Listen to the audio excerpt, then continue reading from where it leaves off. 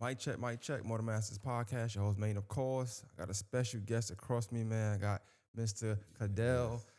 Not only Mr. Cadell, man. I got one of the most wanted man on Facebook, man. Yes, man. What you got going on, man? How you been? I'm good, man. I'm good. Glad to be here. Appreciate you for having me on here, man. Nah, definitely a long time coming, man. Like I said, I watch a lot, and even if I don't interact a lot, I do a lot of watching, so I know like who people want on, who's interested in people, who people can't figure out, who they're trying to figure out, who's Right. entertaining. You know what I'm saying? And you check all those boxes. It's a lot of questions just about you, like even like how you think, your movements, the stuff you do. That's the main one. And I just think people ask about you a lot. This is before I wanted you on before that. I just seen you was cooking. I seen you was funny. At the time, we had the well, we got it now still. It never went away, I guess. But the whole man versus women debates. You hold your own a lot. I know it's not a real club, but a lot of times, when people can't win an argument, or they feel like they can't get over on you or something, like they kind of title you or something, or they put you in a box. So at one Definitely. point, I don't know if you know, but you was like the president of the He-Man Women Hitters Club. I don't know Oh if you yeah, know. I heard that one. I heard that I don't know one. if you know, but I get told that when I go out, if Yeah. people see me. Captain of the He-Man Woman Haters Club, that's you. Like, yeah, I done got told that to my face. I just laugh at it. It's funny to me. 'Cause- nah, that's. But I think that like I said, it's a lot of people that have healthy debates. I see y'all joke a lot, y'all play a lot. Sometimes they get out of hand, but then y'all always bring it back, and it's just something fun to do with social media, so it's not that serious. But I say that to say, like, even with the cooking and stuff, I think that you've got your own following. Right. And I've heard people talk about it. I never actually. I'm mad because I worked somewhere and I was like, okay, when you was doing something we can get to later with a certain entity, I was like, cool. It's this to 2 in the morning, 3 in the morning. I'm gonna just go there, and then the damn hurricane happened. I'm like, that's bullshit, man. Right. Like, I was hyped. I'm like, okay, cool. Now somebody finally cooking from this time. I can get wings. I just want wings in Augusta at 12 a.m. like without having to go everywhere. Right. You And that definitely was can get them perfect. right there. So, I guess for you, I want to kind of go back. So I want to start from just the beginning with you. Like, talk about like where you from, your upbringing, like your mom, siblings. Like, tell me a little bit about you, your background. Okay, so I'm from Shreveport, Louisiana, by way of Lafayette, Louisiana. But I have family here. That's part of why. That's part of why I'm here. I got a lot of family that's from this area. Not the Augusta area, Georgia. but the South Carolina, like the CSRA. So Okay, I got okay. I got family that's from like Wagner all the way up to Charleston.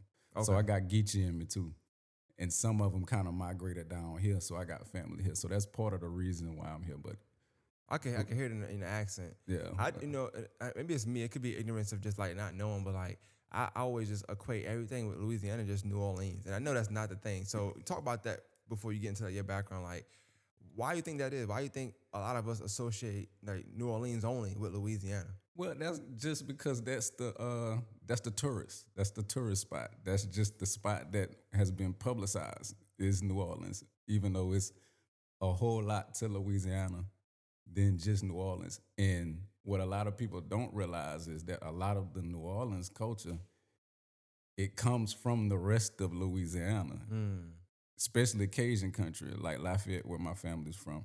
A lot of that New Orleans culture comes from that, especially when it comes to the food. Yeah, A lot of that Cajun food is not, New Orleans is more Creole. The rest of Louisiana, especially the rest of South Louisiana, is Cajun. That Cajun food, it comes from other places like Lafayette, Lake Charles, um, uh, Alexandria, DeRidder, Natchitoches, which is the oldest city in Louisiana.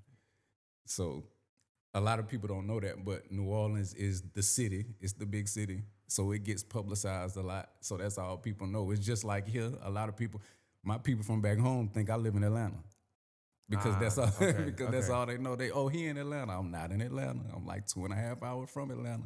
But from your perspective, like, is New Orleans the most attractive place? Now, to tourists, yes, but like for somebody who's homegrown, you from there, like, is New Orleans the most attractive place in From Louisiana? my perspective, no, it's not the most attractive place. New Orleans is not. Actually, where I'm from is the most attractive place. And now you saying to that me. because that's where you're from. Now, come on, now you saying that because where you're from. I'm being real. I'm being real, man. I'm being real. We got a culture. So check this out. You know how everybody use the word ratchet now, right? Right. They use the word ratchet. Been using it for a while. Where I'm from, invented that word. That is a world renowned word now. Ratchet. it's a culture, it's a demeanor. But we invented it.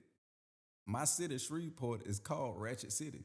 The whole world say ratchet when they think of somebody that's ghetto or don't have no class, which is kind of messed up because you'll associate that with the city. But we came up with that word to give our city identity. Right.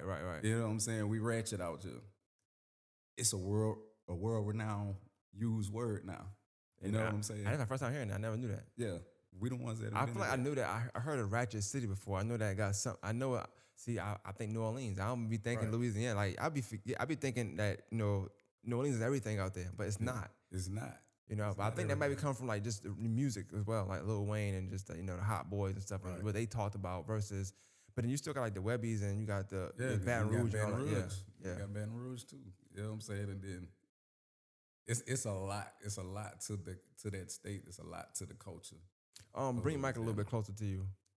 Right there. Yes, ma'am. That's perfect. That's perfect. Right there. So let me ask you, so talk about your background, like with you. So I know you from there. Like, describe like your child, like what was it like growing up out there? Growing up out, it's different. That's probably the one word you can use to describe it. And you'll hear a lot of people say it like Louisiana just different, but it's fun. It's full of culture. It's violent. Yeah, Everywhere. I said I seen First 48 now. Like, Yeah. it ain't too fun. It's violent everywhere, not just in New Definitely. Orleans. It's violent everywhere. We the second poorest state in the country next to Mississippi. So it's different. We come up with a different mind state. It's a mind state of survival and perseverance. But it's fun.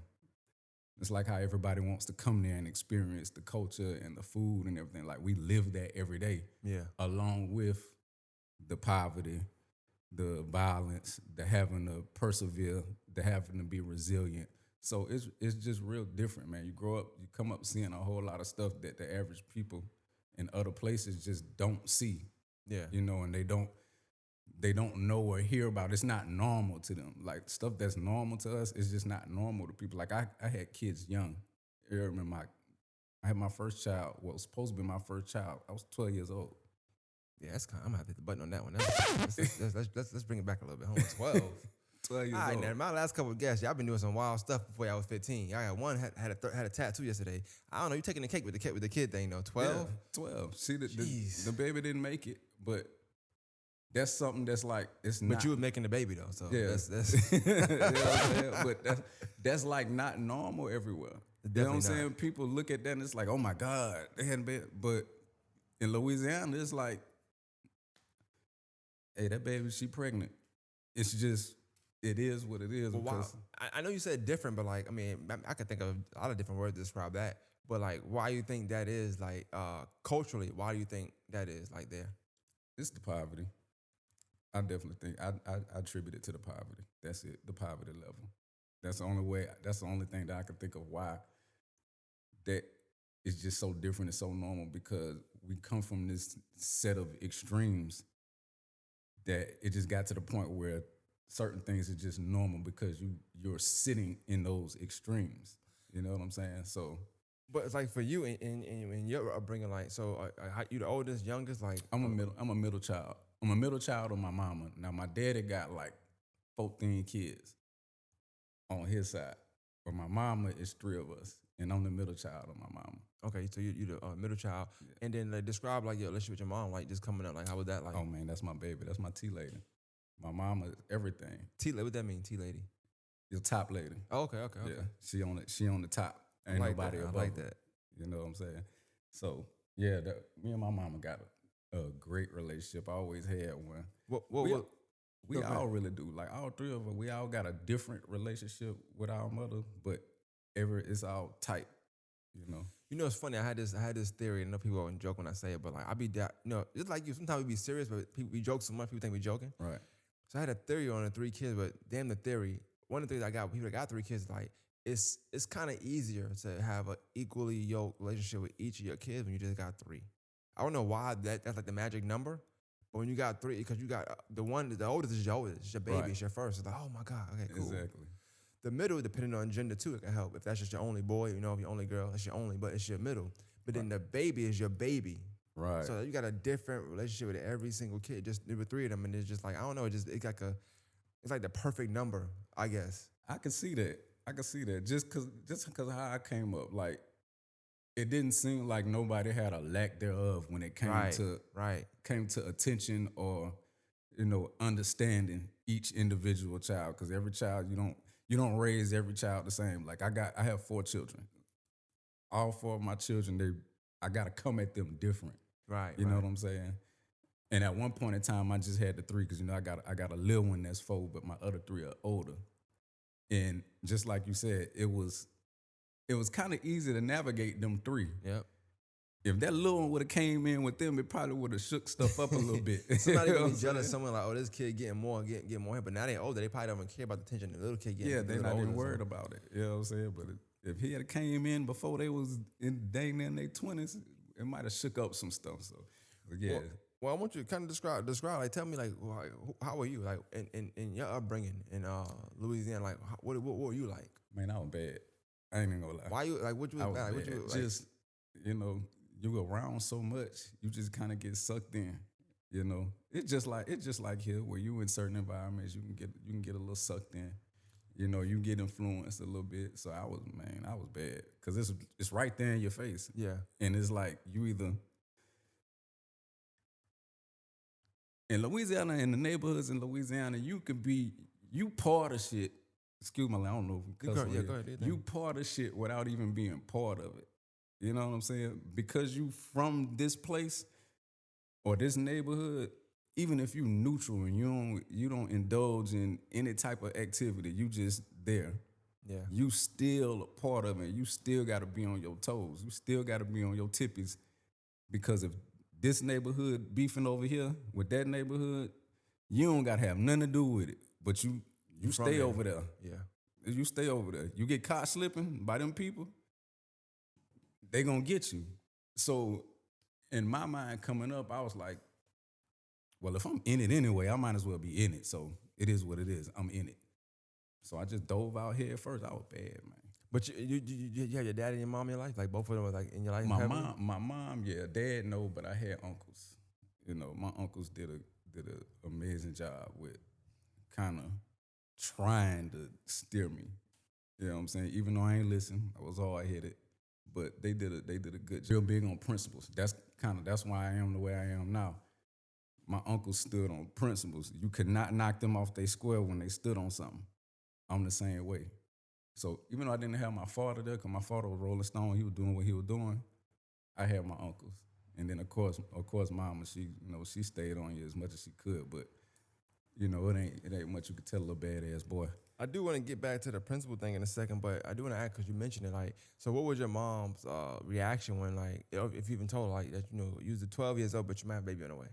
Like, did you have to tell her? Did you not get that far? The parents I didn't have to tell my mama. The parent of the young lady, her mama told my mama because we all stayed off the same street. So they ended up telling my mama. I dodged having to tell my mama, but when she found out, she was like, and it's crazy because there was a situation with it, right? So, I had snuck her in the house one time, right? And my mama was asleep, so I snuck her in the house one time. And when she was getting ready to leave, my mama came out the room and she jet down the dang stairs and left out. My mama ain't never said nothing about it. She never said anything. When she found out the girl got pregnant, all she said was, "See, you sneaking them little hoes in the house. That's what you get." That's all I got. That's all I got from it. That's crazy. So, but she wasn't mad. She wasn't upset. Like, it just was like, it is what it is. Because it is what it is. It happens. That's what be happening. So I don't know if it's just like a Louisiana thing or a Southern thing or just a poverty-stricken thing, but I do think coming from certain areas where it was heavy violence, it's heavy a lot of like negative stuff that's just like in your way, whether it's boulders, whether it's barriers, whatever. It have to be teen pregnancy, whether it be poverty, whether it be drugs, violence, all this type of thing that's around you right outside. And like I said, I'm assuming you in your 30s, something like that. I don't know. Maybe I'm gonna be off. I just turned 40 in September. Oh, okay. Well, look, Black don't cry, right? There we go. Right. Clap it up for you. Clap it up for you. Clap it up for you. And So I be thinking about like a lot of reasons why things happen, like why we okay with certain things. But do you feel like it was some kind of normalcy in that? Like maybe it wasn't abnormal for a 13 or 12 whatever year old to be pregnant or have a kid on the way. Is it abnormal where you from? No, it's not abnormal where I'm from. That's why it was just like, that's why I got the reaction from my mama that I got. Because it happened so much. Like, a lot of parents would be waiting, like, okay, when is going to be my baby turn? Because it happens so much. Like, if you look it up, in Louisiana got the highest rate of child insurance policies. People put insurance policies on their kids at like 5 years old, 5, 6 years old. Because you already thinking about by 12 years old, they're gonna be in the streets. They might get killed by 15. Yeah, that's a tough way to live, man. I'm You not know what I'm gonna lie. saying? So when you think about stuff like that, like it's so ingrained in us, it's so normal that you do stuff like that in preparation. You putting life insurance on a 4-year-old. Who does that? Yeah, that's You know what I'm crazy. saying? Who's thinking that? Let me put life insurance on my 4-year-old. You ain't thinking about that until, you know what I'm saying, they get a little bit up in age. Like, let me go ahead and put a policy on them maybe when they start driving or something. Whatever. But a 4-year-old, you don't supposed to be thinking about putting a life insurance policy on a 4, 5-year-old. So quickly, like, I know you said your baby didn't make it, and of course, that's a sad situation. But when did you have your first child? 16, Okay, 15, 16. so you just wait 3 more years. You was like, I'm not ready now, but I'm ready at 15 though. Yeah. We're going to try again. Is it the same lady? Is it the same woman? Oh, you a wild guy. It's the same woman. So y'all end up being together. Maybe I don't know how I work in New Orleans. I don't know. Oh, yeah, in Louisiana. Yeah, we was together. Yeah, we was together since we was kids. Yeah, we had 3 of them. Oh wow, okay. Oh, Yeah, we had 3. the plot is kind of thickening for you. I don't know your background. I don't know if you always speak on these things like that, but so you got 3 kids with one person, and then no one another. But all right, so what's that dynamic like for you? Like having 3 at that young, and then like, so what was life like for you at when you had 15? So you have a kid now at 15. What's life like for you? Parents taking care of the babies. Like you or your parents? Our parents. Oh, so what y'all was at? Parents taking care of the babies, and us trying to go to school. We did it though. We did it. Got through it. I had some hiccups. She had some hiccups, but we got through it. So you in school? So I guess you're like 10th, 9th grade, something like you have a baby, but your mom is pretty much. Yeah. You guys as parents are pretty much, taking care of the baby. Taking care of the baby for the most part. I'm doing what I can do. She doing what she can do. You know what I'm saying? When she was able to get a little job, she got a little job. I was in the streets, so I'm doing what I'm doing in the streets. I had a job here and there when I turned 17. I have a little job, but I'm out there being a little badass.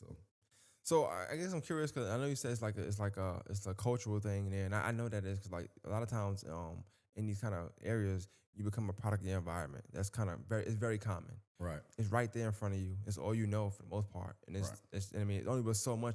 You can only turn your cheek, but so much before you just walk into it. And like you said, sometimes you get associated with it anyway. Exactly. Even the person that plays sports, they play ball, yeah, but they outside every day with these people, and they into whatever they into most times. They just happen to play good basketball and be good at it, or sports and be good at it. So for you, like, I know I asked about your upbringing, but like, what was it for you that was like, okay, I know you had your uncles telling you maybe not to do this, your mom telling you not to do this, whatever. What was it for you that made you say, look, I ain't trying to hear that noise. I'm outside. I'm out here doing this. This is what I want to do. What was it for you that I guess had you committed to that lifestyle? What it was just being in it when I ain't even really want to be in it, And a switch just flipped, and it's just like, if y'all gonna just put me in it anyway, Yeah. I might as well be prepared for it instead of this stuff smacking me in the face by surprise. Well, You know? I'm curious to that because you say something, and I'm not going to like delve into my background per se, but I do feel like a lot of times you don't want to be in something. You kind of deviate from it, right? Right. But it's always something that does flick and that changes for you. Like, you know what? F it. I'm just going to go ahead and be 2 feet in. Right. Now, for me, anything that I ever did, it was more so because I feel like I was a victim of something first. and I just became a monster after. Like, you know what? Before it happened to me ever again, I'm Right. gonna be the one doing the doing. That's kind of where it came at for me. Gotcha. It's like if I'm gonna be on the defense all the time. You know what I'm saying? It's like I Ain't no way gotta to be on the live. defense all the time. And I ain't even in this with these people like that. You know what I'm Yeah. saying? I don't want to be, because I played ball too. That's what I wanted to do. I wanted to shoot ball. Was you nice? I was pretty nice. You know, I did my thing. But just like you said, you outside with these people. You at the basketball court. Yeah. You outside with these people. They doing this, that, and the third. You just trying to shoot ball. You outside with these people. You in it. You know these people. You friends with them. Something pop off. You in it, even though you neutral. So it's like you on the defense. You don't really Yeah. know what's coming till it coming. Now you got to react. So it just got to the point I was like, man, I'm tired of reacting. You know what I'm saying? I'm tired of having to react. Just like I said, this stuff just knocking me on the top of my head. I'm just out here trying to shoot ball, and then here these motherfuckers come, this, that, and the third. Now I'm in it. Yeah.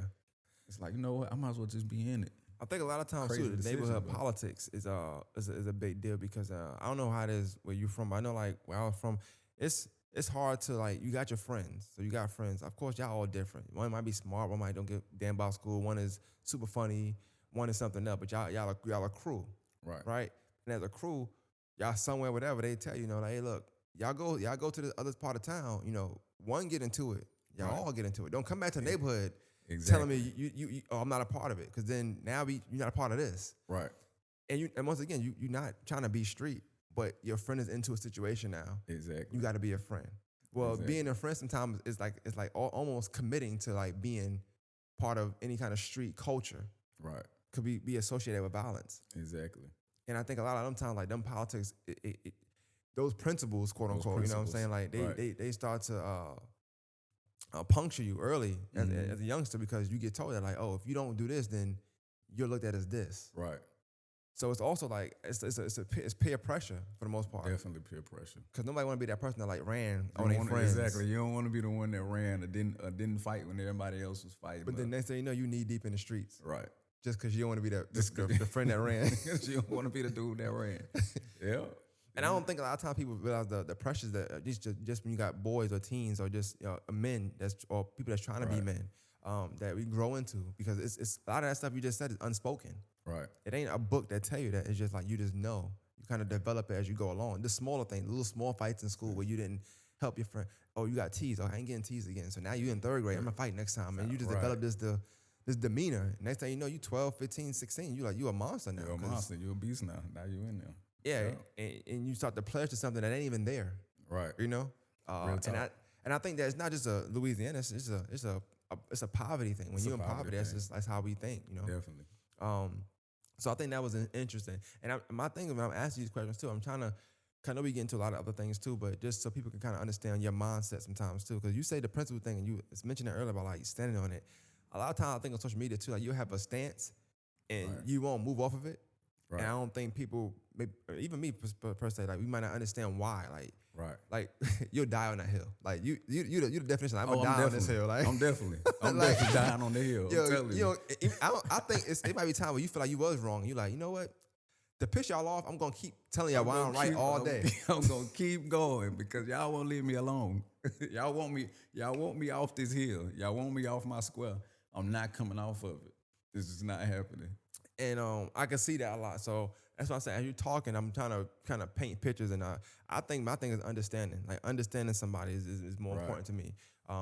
Especially somebody like I said, you wasn't born here. It's not like somebody could say, oh, I know him from Dead Chase Elementary. He was like this. No, you kind of migrated here, Right. which is a good question I'm gonna ask you now. So like, how did you get to Augusta? I know you got family here, but like how did you just say I'm coming from wherever I was at to Augusta? And what age was Okay, this? so I actually graduated from high school here. For real? I actually that's graduated. I crazy. went my senior year here to ARC, and how I got here is I got in trouble, and I got in a lot of trouble in Louisiana. And at that point in time, my grandmother was back here. She had moved back here. So when I got in that trouble out there, my mom was like, "Man, you going to live with your grandma? You going out there to your granny?" Fresh Prince. Cause you but the crazy part about it is I ain't come back to Bel Air. We stayed off of my granny stayed off of Damascus Road Yeah, off of Damascus Road in the apartments. They was called Forest Brook at the time. They're not called that no more. But she stayed on Damascus Road off of Wrightsboro Road, right across the streets. When I first got here, it was abandoned projects right across the street from the apartments before they tore it down and built that swimming pool, that aquatic center. and the Yeah, golf. okay. Yeah, but it was projects over there. So I went from I went from one extreme to the next. Even though we wasn't in the projects, but we was in the apartments right across the street.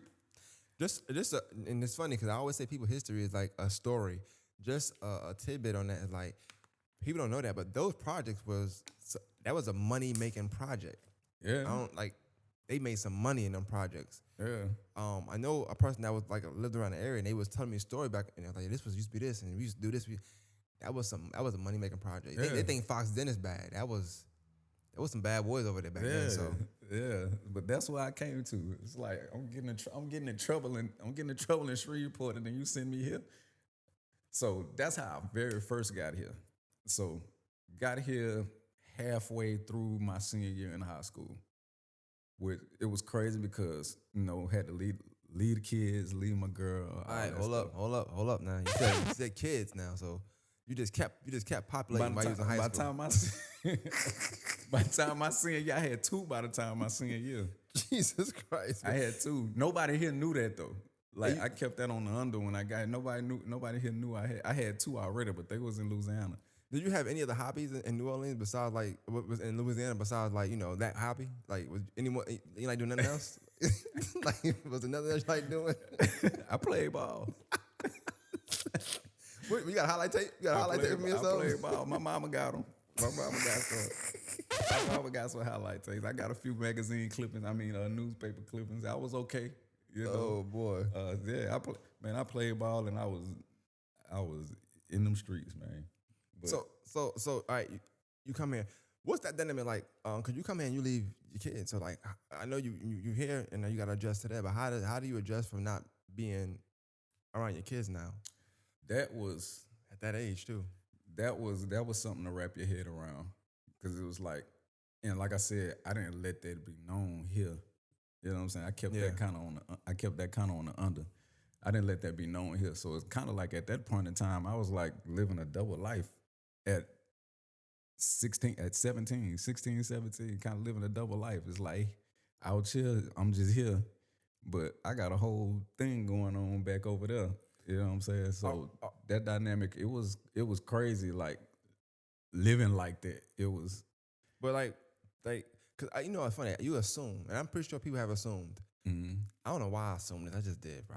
I'm sorry. I assumed you just got here from because of Hurricane Katrina. You know what I'm saying? Like I don't know why I assumed that. I have no reason to assume that at all. Like you've never said nothing about that. Like I don't know why I did. I just did. I came here around that time, and people thought I'm not from New Orleans, but people thought that I was from there. Remember somebody said that, hey, you from that New Orleans junk? He called it junk. That was the term back here, but I don't know. Right. Junk was the thing. I said, I don't know what you're talking about, bro. I didn't even know what was going on in New Orleans. I was just pissed I was down here. And so I always think when I see people from New Orleans or from Louisiana, that's how they migrated here. Yeah. But that wasn't your story. It wasn't nothing to do with Hurricane Katrina. It had nothing to do how I got here initially. Had nothing to do with nothing to do with that. I got here in 2002. 2002. Damn. Hurricane Katrina ain't even hit yet.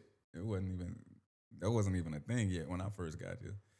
So okay, you come down here and you do graduate though. Yeah. Right? Yeah. I graduated from ARC. I mean, you have a long, extensive background in it, but like, what was the school like? How was school for you here? Like, what was it like? What was it different? Was it the same? So it was crazy, right? So when the nigga start smiling, he got some funny story. Like, no, my first day at ARC, right? So first of all, I'm happy because in Louisiana we gotta wear school clothes, and we call uniform school clothes. Yeah. We call uniform school clothes. We had to wear uniforms. So I get here, we ain't gotta wear uniforms. I'm like, shit, I can wear what the fuck I want to wear to school. Man, look, I come to school. I got, of course, back then, Jabos. Yeah. I got on the bag of Jabos. I got on my dang nugget earrings. I got bandana tied around my neck. Long tee. I'm coming. You heard me? I'm coming to school like, yeah, I can wear what I want to. I can wear what I wear on the street to school. Man, I bounced my ass in that school. They bounced my ass right the fuck back out there. Your hot boy looking ass out They there. was like, hell no. They was like, they called my grandma instantly. Take this boy home. He got to take all that off. Them earrings got to go. That bandana got to go. He got to pull them pants legs down. What is he doing? I was like, oh, so it ain't like that, huh? Okay. So I ain't fresh. I was like, what? I can't act a ass in here. Dang. Oh, that's funny. I had to straighten that up quick. So I'm pretty sure that was a culture shock. Yeah, that you couldn't just wear what you wanted to wear. Seeing high school kids with Benzes that wasn't dope dealers at ARC. Because ARC is mixed. It's like a mixture. You know, I went to, my high school was Booker T. Washington, so you already know what time that is. Yeah, anytime in high school after a black famous person, it's definitely in a poor area. Exactly. Very, very violent. Right. So I get here, you know, we got it's this 3-story school, got an elevator in it. You know what I'm saying? It's kids driving Benzes and all kind of crazy stuff to school, to and from school, and they just regular kids. They not into no shit. Yeah. They people just got bread like Got that. money. You know what I'm saying? But then at the same time, you got the hood right across the street. So you Right got across the street. So you got the hood kids. So I was like, man, this is something else right here. But I fucked with it though. I liked it. It was definitely different. It was a culture shock, and it showed something different. You know, something different than I had seen. I hadn't seen nothing like it. Yeah. You know what I'm saying? So for me, I will say that just to expound on what you said too, because I want to make sure people understand the picture we're trying to paint. When I first came down, I went to Butler High School when I first came down. I'm from New York, so I've been in school in Brooklyn all my life. I'm just like, I know projects. I don't know none of this other stuff. So I'm like you. Stuff that you got names for, Gothic, jocks, Right. cheerleaders, Right. the football team. Like I felt like I was in a Disney movie. I was like, yo, this shit is this is real. This is real. And all my life I thought Disney was fake. Like I'm thinking it's just something like make believe, because any school I went to was never like Disney. Right. It was always like Fair East Side High, or just Sunset Park. You know what I'm saying? It was always like something ghetto. Right. And I was like, oh, this is crazy. Like they all had their own groups. They always like mixed with each other. And I said, oh, this is unlike nothing I ever seen out of a movie. It was something to be studied, I felt like, but it was culture to them. Like that was the thing. You got the jocks all together, got their jacket on, with their B's, they play sports. You get the fine girls, or when they think they fine, all together. You know what I'm saying? Okay, they hot shit. Okay, cool. Then you got the weirdos. Not to be funny, I'm not dissing nobody, but just know like they jump up and down with leather jackets on, but it's 90-degree weather, and they got a trench coat on. I'm like, okay, well, don't mess with him. He might shoot the school up. Leave him alone. Like, definitely, 100%. That's my friend. I'm Jermaine. How you do? You know, Right. so you know what I'm saying? I'm with you on that. Like, it was a culture shock to me. Right. But I did. I didn't have to wear a uniform in New York, but I ain't like the tucking shirt, and that's the only thing I ain't like. Like if I get to wear my clothes, well, I gotta tuck my shirt in. It Right. makes sense. That kind of threw me. And you would get in trouble for that. Like you would get suspended, and like you missing school because I ain't tuck my shirt in. That's just insane. Like, that's crazy. That was crazy, but. So you get through that. So like, talk. I guess too. I'm just curious. Like, I'm just gonna jump straight into it. Like where'd you get the cooking part of you from? Because you cook like that. You know, to me you're a chef. You might not call yourself a chef. I don't know, but to me you're a chef. I see you cook. I see the pictures. They look good.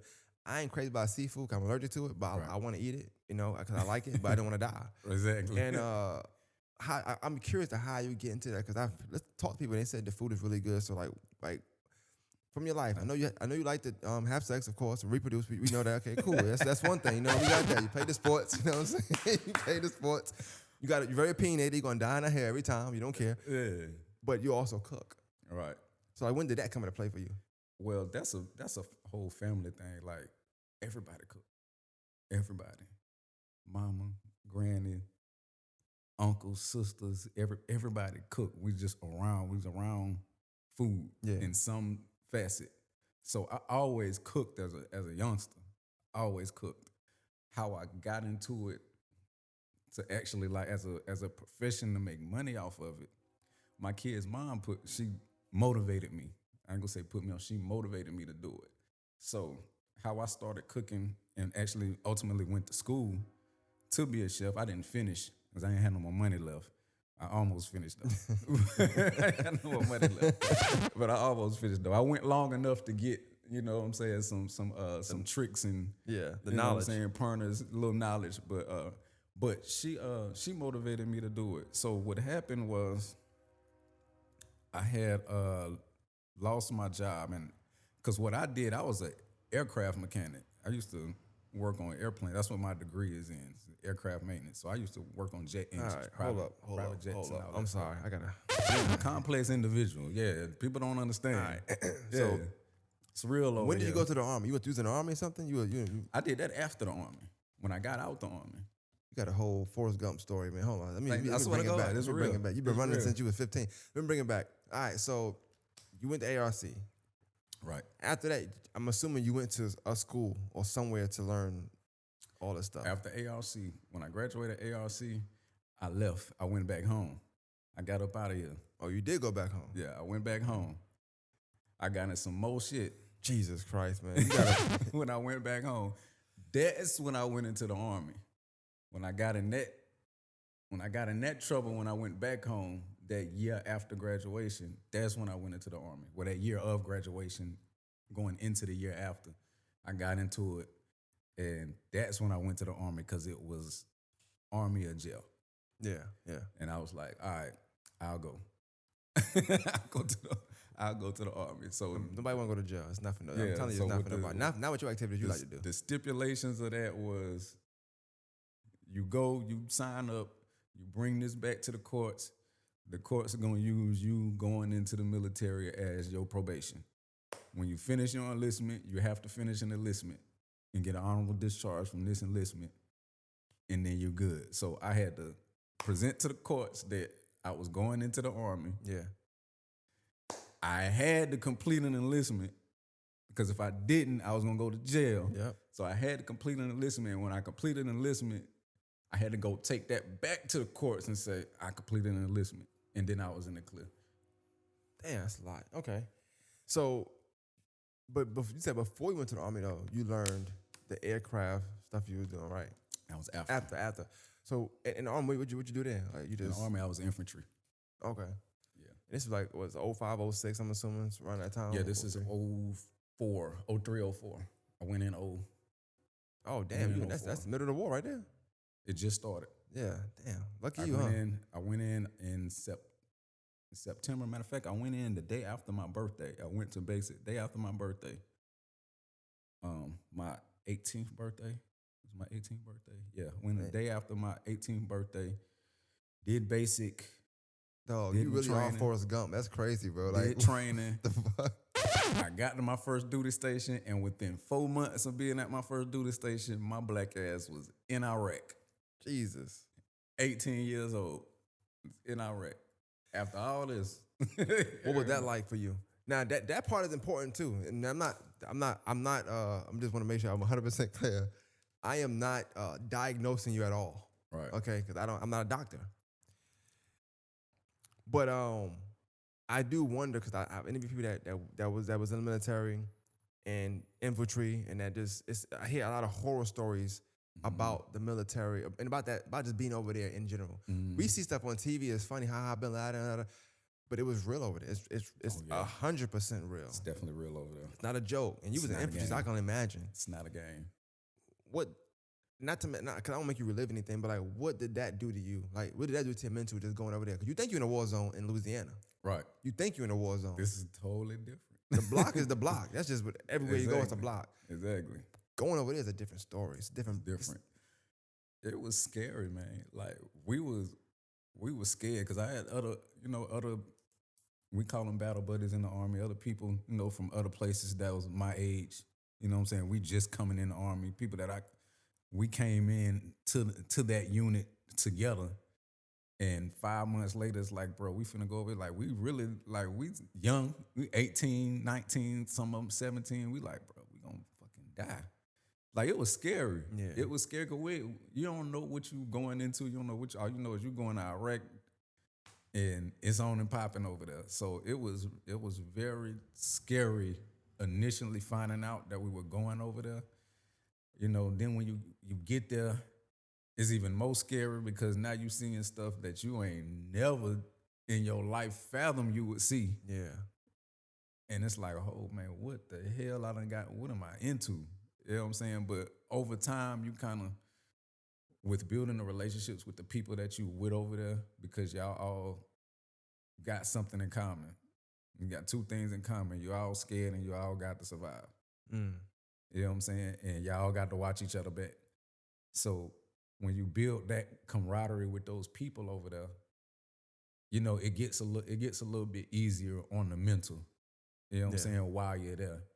But then you gotta come back with everything that you've seen and everything that you did. You gotta come back with that and try to be normal again. That's where it get tough at. So I'm gonna expound on that. I wasn't going to touch on that, but I kind of do. I think it's important. Like, so I did a podcast with a guy named Mr. Wayman. He was in the Army. He had told me some stories, and that's working. I'm like, I do a podcast. You come in the podcast and talk about it. And talk about it. Then last week I was talking to another guy. He actually showed me pictures of like he kind of put the story like in like a picture form for me, because he had pictures of him going overseas. I mean, to Iran and Iraq and all that stuff. But the story I heard was like, over there they would use the kids. They don't care. They don't. They use the kids. So the kids got these like sheets on them, and they come to you saying they want water, they want something, but they got bombs underneath them. The minute y'all come approach those kids, they hit that button. They could set it off. They'll kill that kid. They don't care to kill y'all. Don't care. And I said, that's crazy. That Wayman told me the story. I believed it. But when that guy showed me them pictures last week of like them having a draw on them kids, like, hey, yo, back up. I've had to do that. I'm like, yo, imagine having a draw. Like I said, the block is a block. Right. You either in or you're not in, right? Ain't really no gray area. Right. Them kids don't know what they up to. At all. And you can't even risk like trying to figure it out. Can't. And that's tough to bring back home when we all human. I had a situation. I had to draw down on this little boy couldn't be no more than 9 years old. I had to draw down on him. I'm doing gate guard, and he was trying to sell me some hash. Yo, hash is crazy. Swear to God, he got in jail. Swear to God, I'm guarding the gate. I'm bringing in supplies into our camp. You know what I'm saying? We got to check everything off. You know what I'm saying? Guard the gate. And this little boy was trying to sell me hash, and I'm like, man, I don't want this hash, man. Chill out. You ain't even supposed to be this close to this gate anyway. Go back over there. Keep trying to sell me hash. Then he tried to fight me. He's like, oh, you want to fight? He drawing a line in the sand, daring me to step over the line. I'm like, man, I'm not stepping over this line, bro. Fight. Like, man, go ahead. He leaves.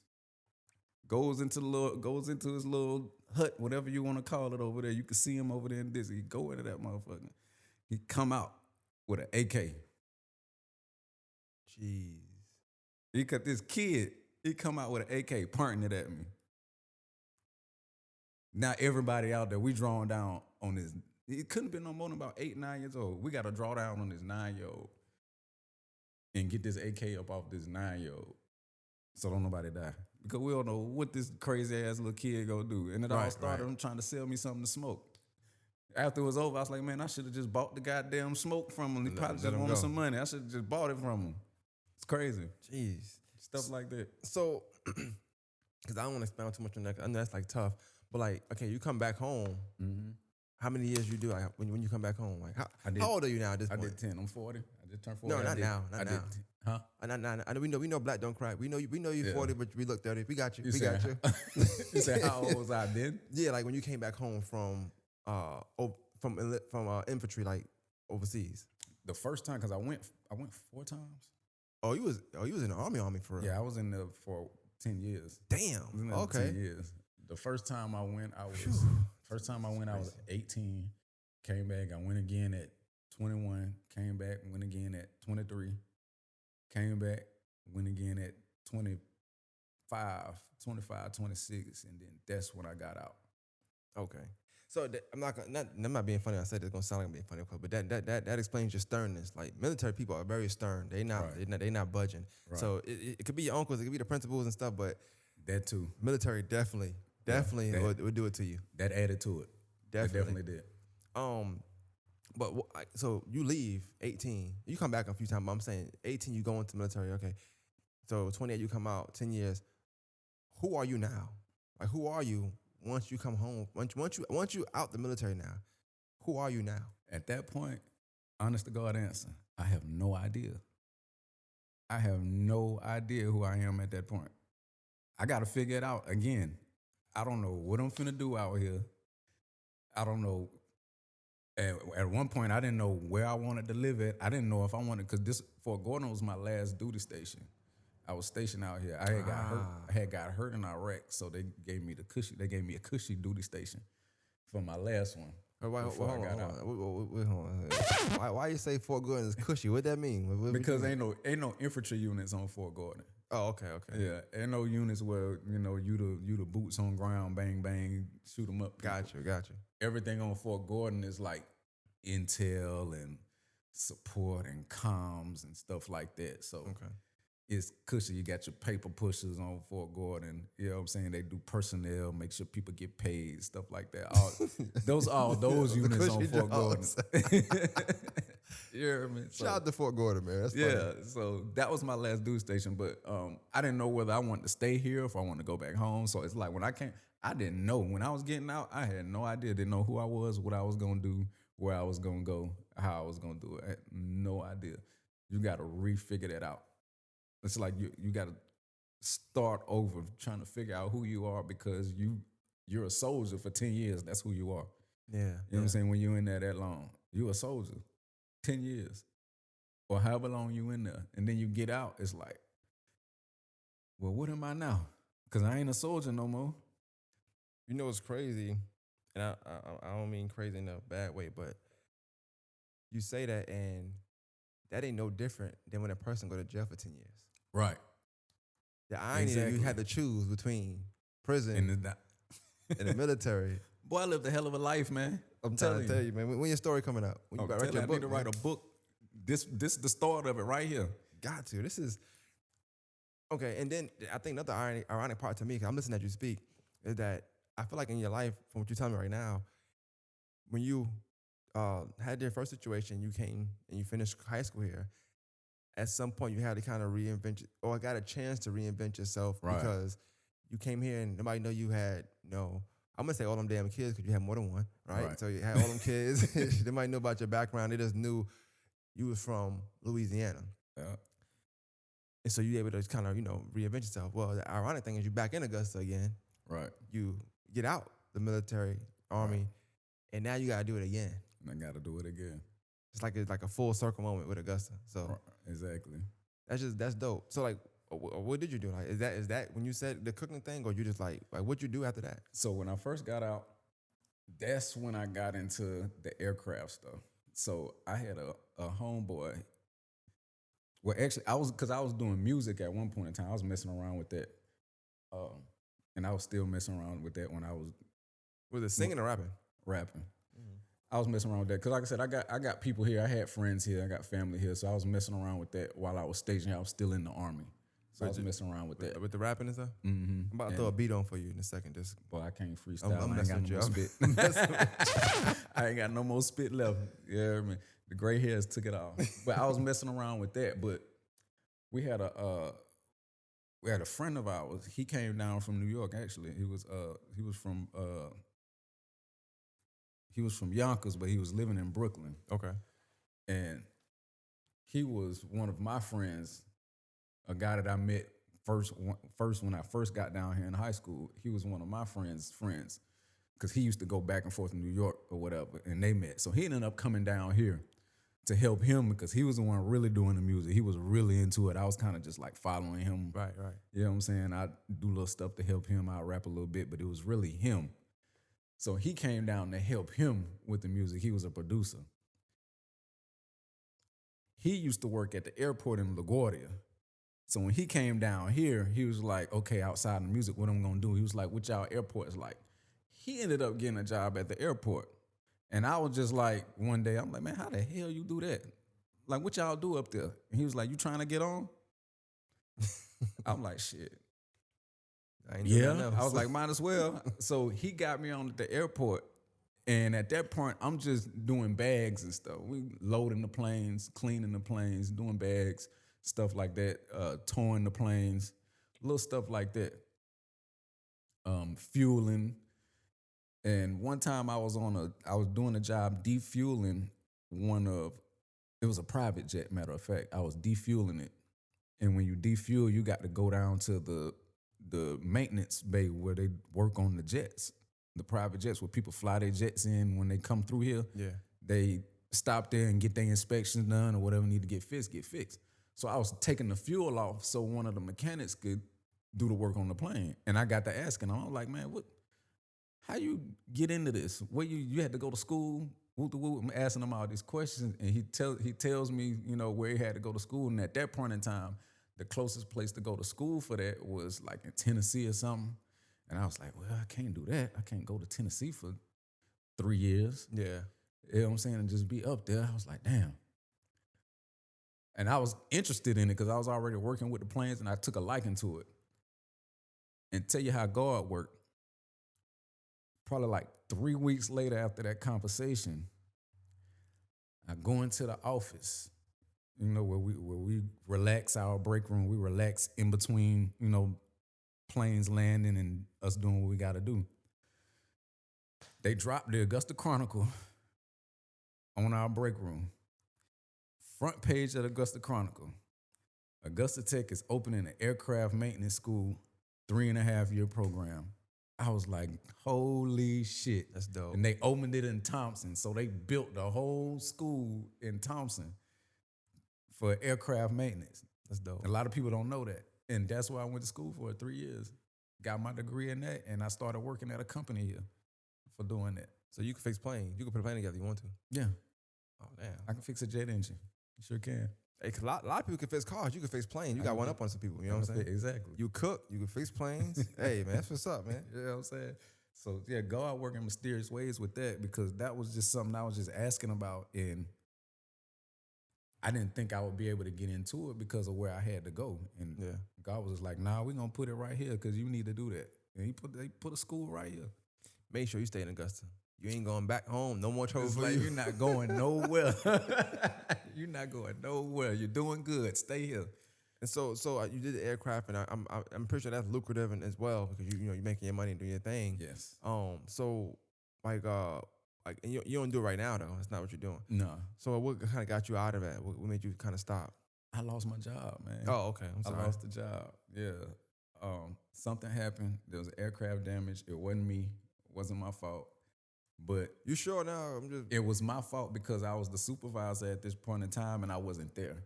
So it was my fault because I was supposed to be there with the crew. But me thinking, okay, we do this every day. Y'all got it. I went home because at that time I had just had a little one. My little son had just had him. So I'm like, man, I'm finna go home. I'm trying to go be with my little boy. I'm trying to go get him. I was like, y'all got this? They're like, yeah, man, we got it, bro, man. You good. We got it. Aircraft damage. Damn. Well, where's the supervisor? He went home. God, I'm gone. Lost my job. And the messed up part about that is here, there's only 2 places you can work. And people do not leave them jobs. They don't leave them. They retire. I was working with people that have been working on that job and for that company for like 40 years. They're not going nowhere. Yeah. You lose the job here. At this company, you only got this other company. And that's off of, it's at Daniel Field, matter of fact. Yeah, right across my corners. Mm-hmm. That's it. Only them 2. And people not leaving. So when I lost my job, there was no job for me. That was it. Guess what I got to do now? I got to move. Well, guess what I can't do? Move. Why? Because I just had a little one. I got a little baby. I can't move. Damn. Well, I can't move. Yeah, that sucks. That sucks. And so from that transition, is that how you got into the cooking? Yeah, that's how I got into cooking. Well, cooking for money rather, because you've been cooking. You said you've been cooking. Yeah, I've been cooking. You cooked in the army too? Like you was cooking? You was the cook? I didn't cook for the army or in the army, but I was. Okay, you just do your thing. I was doing my little thing. You made all the food spicy. Yeah. Got you. Okay. Aged season and everything. But yeah, that's when I started the cooking for money because I had got real depressed because I didn't know what I was gonna do. I just had this new child, and I'm like, damn. Eventually, this savings gonna run out. And I'm like, what am I gonna do? I don't know what else to do. I don't want to get in your business. I asked questions, but I maybe I missed. So, but so you left the army. You just discharged. Like Yeah, yeah. It wasn't like most people. They just get paid for the rest of their life. It's not. It's not. It wasn't your thing. No, not at that Oh point. dang. No, you, not you, at ain't, that you, ain't, point. you ain't just twitch your ankle, get hurt, nothing like that. I did. That came a little later on with getting okay. getting that. But at that point in time, I wasn't getting it yet. Damn. I Okay. wasn't getting it yet. So I was out here on my own. That would have helped. That would have helped. If I'd have had it then, yeah, I got it now. If I would have had it then, I'd have been all right. You know, but I do want to ask, like, because you mentioned the depression part. Like, was the depression coming from the lack of income, or was it from something more extenuating than just income at that time in your life? it was at that time it was more than income, because it just took me back to not knowing what to do and not knowing which way to go. So it was the income, and then on top of that, it's like I don't even know what to do for it because I don't know what else. I don't know what else to do at this point in time. It's like I maxed out. I felt like I maxed out one lifetime with the military. You know what I'm saying? That's 10 years. I maxed that out. That's one lifetime. And then you spend another 5, 6 years dealing with these aircrafts in one form or another, whether it was just doing the bags or going to school for it and then working for the company. That was a whole nother 7 years of my life, seemed like. Yeah, about another 7 years of my life. And then it's all gone. So now it's like military's gone. This is gone. What are you gonna do? So I want to feel like you striking out. yeah. And then I got these people depending on me on top of that. So it's like you don't know which way to go, what you gonna do. You got people depending on you, man. I was down bad. I was depressed like a motherfucker. So I wonder if it was. I know you said it wasn't most of income, but it's when you at a point in your life, and this is maybe as men. I don't know if it's a conversation for men or just you, but like it seems like you get overwhelmed when you don't know what to do next. Right. Like you need that kind of structure. Like I need to know what I'm doing next, or I'm being overload, or I'm gonna shut down. That's exactly what I did. I shut down. That's exactly what I did. What kind of person were you around that time? I'm asking. This is just me talking on conversation wise. I'm asking because as a person that has been depressed before, I feel like people don't really realize like you're not the best person to be around. You be like a Debbie Downer a lot of times, but it's probably not even your thing, bro. I definitely probably wasn't the best person to be around at that point in time. Now I ain't gonna say probably. I wasn't the best person to be around at that time. At that point, I wasn't the best person to be around. Relationships started getting squandered on my, you know what I'm saying, my fault. Nobody else's fault but mine. Relationships with kids' mothers, relationships with kids, family, friends. Like I wasn't it. Was it because you wanted to isolate yourself from everybody? Like did you feel away? Like because a lot of times it's self. It's like the stuff we see in the mirror. We trying to make sure they don't see the same thing, or we feel like they see what we see in the mirror. Mad, anger. That's it. It was anger, and it wasn't like me taking physical anger out on people, but I was angry to where I just did stuff that I probably shouldn't have done. You know what I'm saying? Yeah. Stuff that I look back now and I'm like, man, you was messed up for doing that. You know what I'm saying? Why you even make that decision? Why would you even do that to this person? Or why would you even do that to that person? Why would you even talk to this person like that? Like, why you talk to your child like that? Because I'm mad. Yeah. You know what I'm saying? So I wasn't the greatest person to be around at that point in time. You mentioned something and you brought up children, and I know people want. I have to do that. I have to ask certain questions because I know if I don't ask them, like, why you ask that? And I'm thinking about it now. So you left and came here you went to ARC and finished high school out. Then went back home, got in trouble again, but then left military, and you came back and forth, but 10-year span. Mm-hmm. But then that time, I'm pretty sure you're away a lot, right? Mm-hmm. So what's that relationship like with those 3 kids? As far as like you actually being there. I know that money is money, but as far as you the physical. Now the whole time you're thinking it's cool. You know what I'm saying? You thinking you got everything under control. You know what I'm saying? You thinking you do it enough. And then they get older and they get to the point where they can really tell you how they feel and what they, you know what I'm saying? How they feel and what their perspective of growing up was. and then you get the real if you listen to your kids. Yeah. And I got to a point. Hold on, real quick. Mm-hmm. I'm sorry. Now do you think? Let me hit you back. I'm doing this podcast. Okay. Okay. What's up?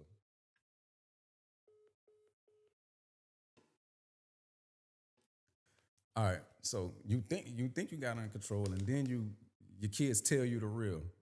And if you listen to your kids, that's a hard pill to swallow. When you gotta listen to them tell you that, bro, you thought everything was all good. It wasn't, daddy. Mm. And you gotta listen to that. So yeah, that's when they got older, that's when I really understood and knew it's like, dang, like that really affected. You didn't have it under control. You wasn't the greatest dad that you think you were, because Yeah. and that's why I say it all the time. People see it on my social media. I'm like, man, I ain't had no business being a daddy. I don't have no business being a daddy. I play too much. You know what I'm saying? Like, but it stems, I say that in a joking way, but it stems from that because people don't know the conversation that I had with my kids, that I had with my older daughters and my son. It's like, daddy, we love you. I'm tearing up. We love you. You Yeah. our daddy, but daddy, you wasn't perfect. Yeah. Yeah. You know what I'm saying? But I love you anyway. But let me tell you how we felt and what we dealt with you being gone, or with you being depressed, or with you not treating mama right. Yeah. You know what I'm yeah. saying? So when you get all that, you got to sit back and be like, dang, you know what? I thought I was great. I wasn't. Yeah. You know what I'm saying? That's tough news to hear. But I think the dopest thing you're saying about that is just the listening part. Right. A lot of people were like when you hear something you don't want to hear. I don't want to make it about women, but a lot of people do this. Like when you tell them how you feel, Right. they then, like, instead of listening, Right. they throw back how they feel, How they feel. Exactly. and that's the wrong time to do that. That's Right. time you gotta listen and just take it. You know what I'm saying? And I appreciate you for opening up about that, because I think that's important, and even just Right. knowing the type of person you are, and just character. Right. And I thought about that when you said you was here. I'm like, I wonder what the kids was thinking. But you out here think you making a way. Right. It's like and I say it's no different than anything else. It's no different than the person that's getting it, making money, they selling drugs, but then they get life. Right. But daddy wasn't there, but I was out doing all this for Stuff y'all. For y'all. Right. I thought this was what we were gonna do, but things didn't work out my way. So even with you leave the military after almost a decade. Then you spend a little over half a decade in one company. You leave there. So like you kind of feel like, well, damn, I ain't got this to show for it, because I stopped this. Right. This was stopped abrupt. Now I'm on a new venture, and it's Right. just like sometimes the dots just don't connect. Right. And you sit back and you got to really accept that, I really wasted some time, or I lost time thinking I was doing something important when Right. it was something more important I could have been Something doing. more important. Exactly. So definitely shout out to you for even speaking on that, because I think that's just amazing. But I think also it kind of speaks to your stance a lot of times on fatherhood and the things you talk about. I think now listening to your story, and it's not to say that somebody's gonna agree or disagree now every time, but they definitely gonna understand your mindset. Like, Right. because we only speak about the stuff we go through. I think we should only speak about stuff we go through. You can't Right. just assume. Exactly. So a lot of times people feel like, oh, you got a fake sense of imagination. No, that's my life. That's my life. That's for real. You know what I'm saying? Or you like, oh no, because this person said it, but I resonate with that person. I resonate Right. with that dad that is saying that they saying not good, but he's trying to be. I resonate with that person. Right. So when you have, I'm gonna say women, just not all women. But I'm gonna just say some women, they might be opposed or be the subject be fatherhood, about how daddy don't do enough, don't do this. Right. Well, from the mind of somebody who feel like they're doing a lot Right. and was told years later you wasn't. Right. Well, I kind of resonate with the person that you feel like the person you talking about. I resonate with him now. Exactly. But I'm gonna tell you what he might be thinking. It might not be that way, but Right. because I was was in that case, Exactly. and I feel the same way. I had a guy one time, Mr. Donald Doe. He said something. I always think about this all the time, because every week I've been coming here, I bring my kids. They be in the office right here. But this day I say, you know what? It's 8:00. Y'all can just chill, watch TV. And do okay. We'll stay here, whatever. Then I come into the studio. But he was like, you get older. Right now your kids love you. You're young. You got 2 girls. They love you. You know what I'm saying? Mm-hmm. But when you get older, they might be like, yeah, dad, I mean, you was there, but you was always doing podcasts. Right. And I don't know why that always stuck with me. And I'm like, yo, I feel like when something stick with you, it's for a reason. Exactly. So I told him, I say, hey, look, y'all, I ask him every day. But I still know, even asking every day to a kid that my youngest daughter's 7, Mm-hmm. she's 7. Right. I'm still her world. Exactly. When she's 13, 15, 16, Right. that's when I'm gonna get the real answer. That's when you're gonna get it. Because that's when I got it. But I know it's gonna hurt to hear, like, hey, so you gotta have something to show for it. And if you don't, it's cool hearing a Spike Lee story, Tyler Perry story when they got millions now. Right. It makes sense. It makes sense, exactly. But that person that was trying to rap all their life, for 30 years, and then they just stopped. It's like, well, you all that studio time, all that time you were doing shows, going here, daddy wasn't there. Right. And now you got to sit on it. You got to live with it. You got to live with what that caused. The reality of it is that's more pure reality than we like to imagine. We joke a lot and play a lot, but for real, like a lot of people reality is the fact that we spend a lot of time doing things that we think matter that really don't matter at all. And not even just in kids, just in your relationships. You think about, it's hard to talk about this, but like, people you fumbled or people that fumbled you, whatever. It's like a lot of times that fumbling comes from your eyes not being on the prize. It's on something totally different. You think it's the prize, but that wasn't the prize. You had the prize the whole time. Yep. So you're right about that. I try, definitely with you. I definitely try. I try to give you your time a little bit, you know what I'm saying? I know you was talking, so I try to talk a little bit so you can come back too. Because it's hard talking about some of this stuff. Like, people think these podcast stuff is easy, but it's hard having certain conversations with people that when they really, because like, you really would bear your all. Like, sometimes people don't have this to talk. Right. You talk to a person, you have a conversation, a lot of times you have to stop so they can talk. Then you talk, and you talk. Right. It's hard when it's just about you and you just kind of pouring out. Because sometimes you'll stop, like, after you're talking, you've been stopping. I ain't say nothing. All right. Keep going. For sure. But I can tell you used to like, okay, your turn. Right. Nah, go ahead. It's all you. This is your episode, So, where do you take that, like the fatherhood piece that you've gotten and you've explored and you learned from your older 3, and you got that? How do you take that and apply it to now with the younger kid you do have? It go right into what you said. You got to kind of have your third eye open to what's really important and what really matters. And right now, I look at it as him. You know what I'm saying? Is him. He what matters. Like that's my legacy, pretty much. With my other son and my daughters, but they my legacy. But it's like I can work on him differently. You know what I'm saying? Yeah. And I can do that a whole lot differently.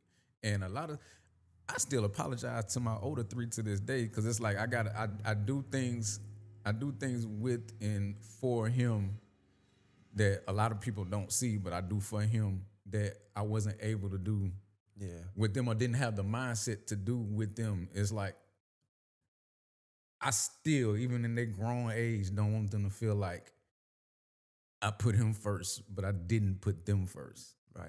I still apologize and still explain myself so they can kind of understand the reasoning and how things were different then versus it is now. Like with them, I tell them all the time, I was like, we kind of grew up together.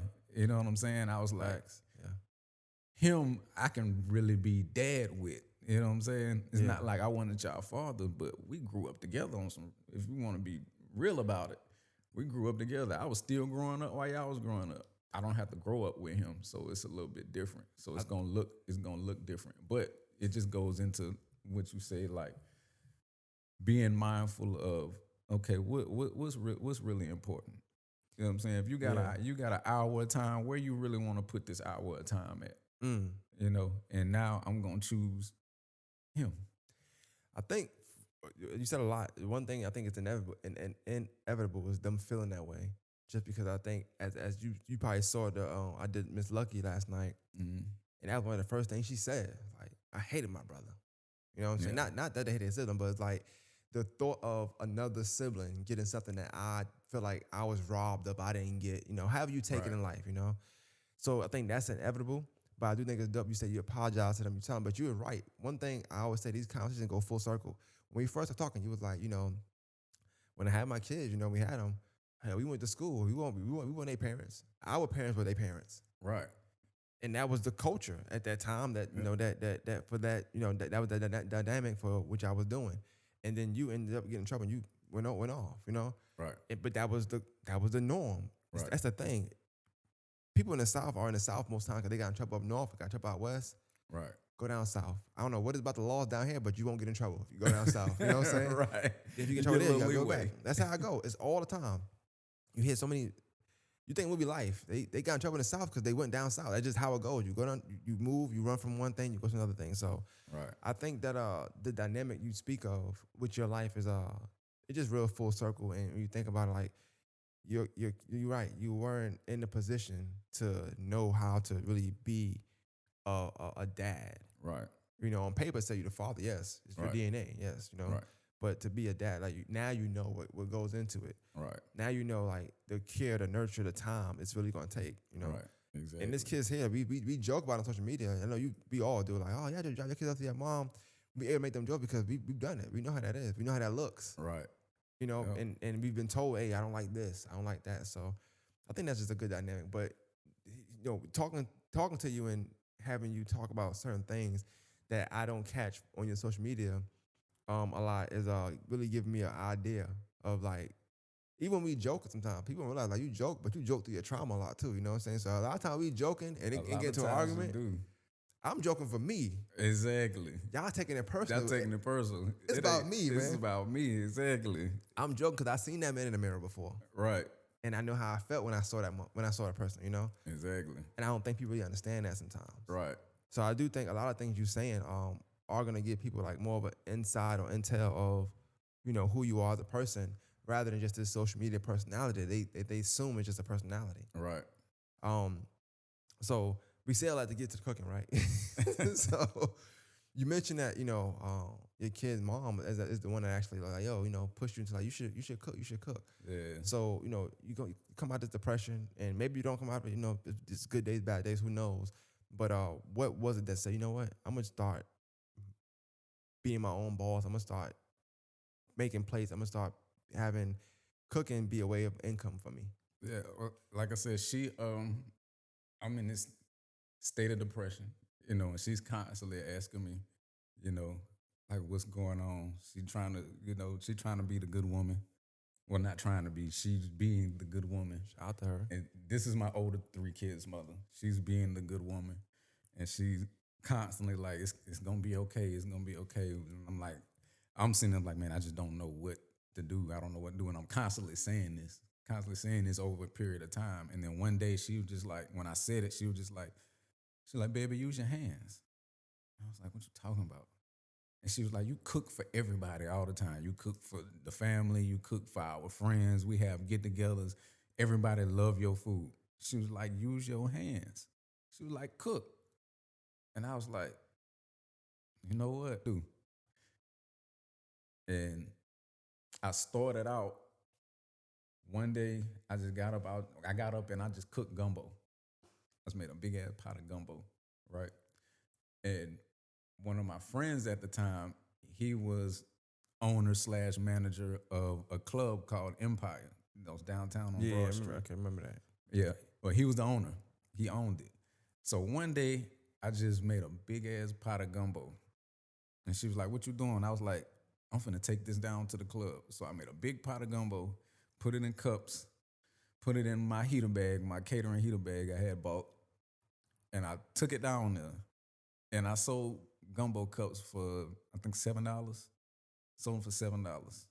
First time I went, I sold like a quarter of the bag. Next time I went, I sold half the bag. Next time I went, I sold the whole bag. And now people are asking me, well, what else you got? You gonna bring something different? You gonna bring this? You gonna bring that? And then I started doing jambalaya. I would come down there with jambalaya cups at the club. Club let out. I'm outside. My car parked right on the curb. I got the trunk pop. I got my heater bag in the back. I was selling jambalaya cups. Then I did red beans cups, all the New Orleans staples, all the Louisiana staples. I would just sell them at the club, and he allowed me to do it. I was like, "Can I bring my stuff down here and sell it?" And he was like, "Yeah, you can bring it down here and sell it." That's what started the making income off of it. That's what started it. And it's because of her motivating me. She told me, "Use your hand, baby." And that's what I did. And it just went from there. It went from that to people calling me like, "What else can you do? Can you cook this? Can you cook that?" And I'm like, "Yeah, I can do that. That's what you want me to do?" Then it spun into catering. And then it went to her saying, "Hey, you might need to go to school for this." you might need to take the rest of your GI Bill money and go to school for it. And that's what I did. I took the rest. I went to school as long as I could on my GI Bill because I had already used it previously for the aircraft. Right. But they had put a little extension on it. So it gave me like 2 more years of that money. So I took that money out, went to culinary school. I went to Helms, did that for as long as I could. And then when the money ran out, that was just it for me. But by then, I had done got all the tools that I needed. I had done built up a following. People were already booking me for catering. The plate sales were going pretty good. And it just all kept going from there. Well, that's dope to hear because I never heard that part of the story. I didn't know. When I met you, met of you online, it was more jokes than anything. And then I said, "Oh, this motherfucker be cooking," you know what I'm saying? Right. And then I seen you had on your story, you'll be posting all the catering events you were doing. So I would ask you, like, what you prefer? Like, do you like the catering side? Because, and I got to get into it just because I know I want to get into that for real. But like, do you enjoy the catering side, doing it yourself, or do you enjoy like the going and working at a club side? Like, what you prefer? You had a time with the other one, so I'm just curious what you're gonna say. I was watching. I prefer the catering, to be honest. I prefer I'm pretty sure you do.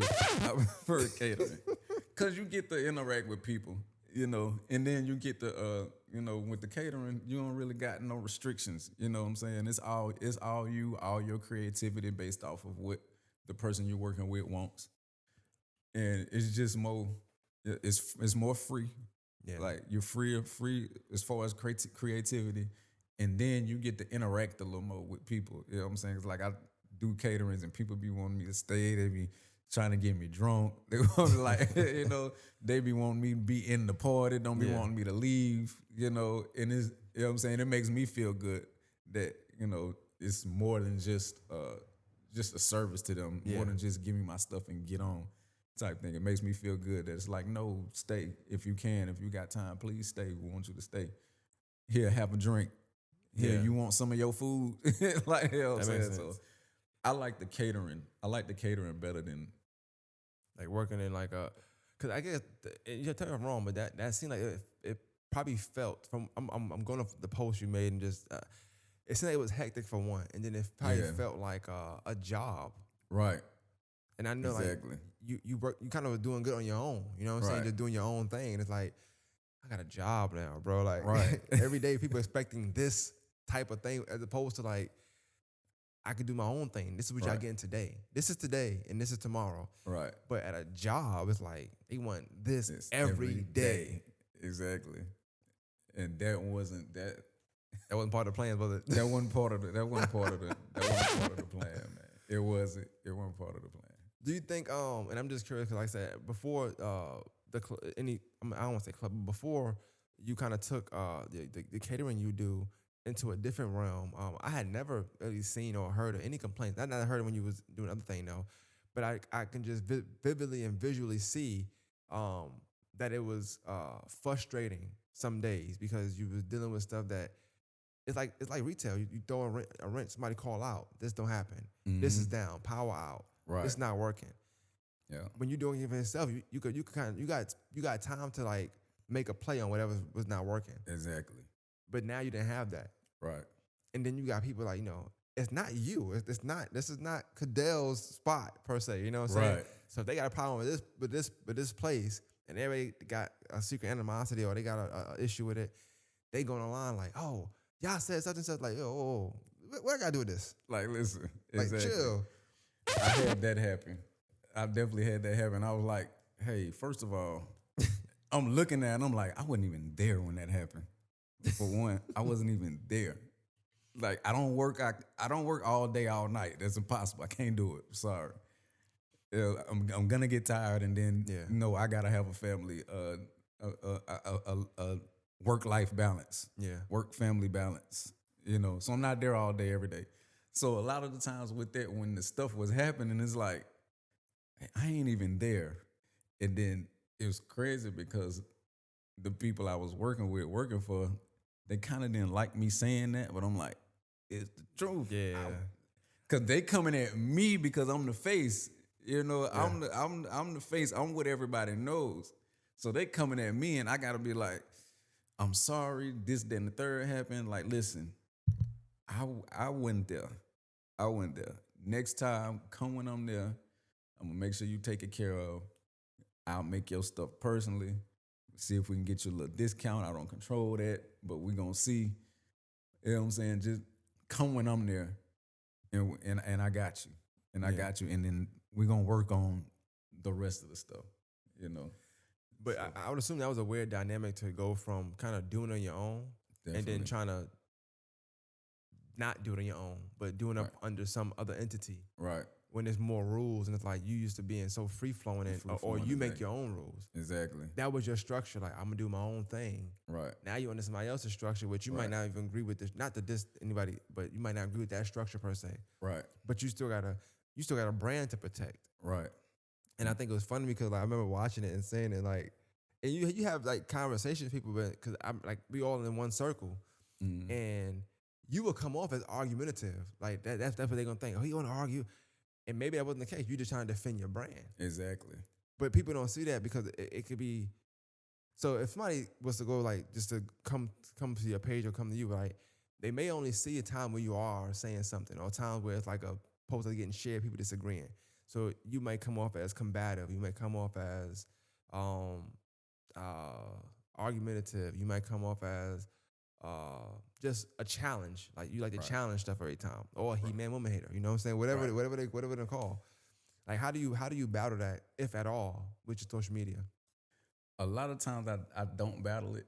I just kind of let people feel how they're gonna feel about me per se being argumentative or a challenge, because a lot of stuff I don't really challenge nothing. I don't really ask questions. I don't really ask for opinions. It's like I state what I state. I say what I say, and that's just, it don't really be no question marks behind anything that I post.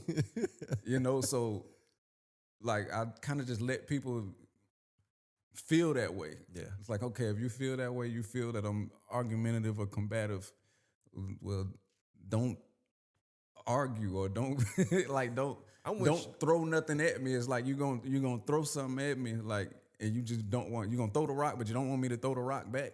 It's like it's only but so many rocks I'm gonna let you hit me with before one of them motherfuckers is coming back. You hear me? So I could definitely understand. Well, both sides, but I can understand what you're saying as far as like it's not questioned. Like, cause pretty much, I don't know if you're saying this or not, but like you don't have to comment or like choose to converse. Right. Without, I can write a paragraph. right, It cannot sit well with you. right. You could just scroll. You can. We don't have to, or we can have a healthy We can have a healthy conversation. conversation about it. Or, but you know, we all know ourselves. If you know you can have a healthy one, just keep Right. moving. It's fine. Just keep it moving. And- I think, my bad to cut you off.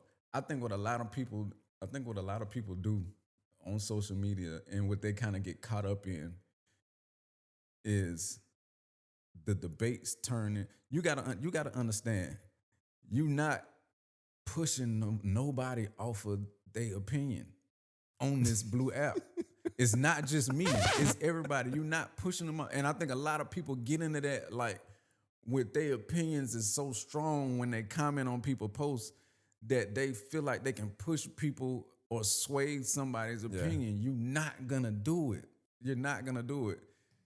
In the comment section, it's just not gonna happen. You're not gonna get in the comment section and battle it out with somebody, and then it turn a little disrespectful, because I seen that happen to me, and I see it happen to other people. It turn a little bit disrespectful and think they gonna go back to their post and be like, you know what, I changed my mind. No, it's not gonna do that.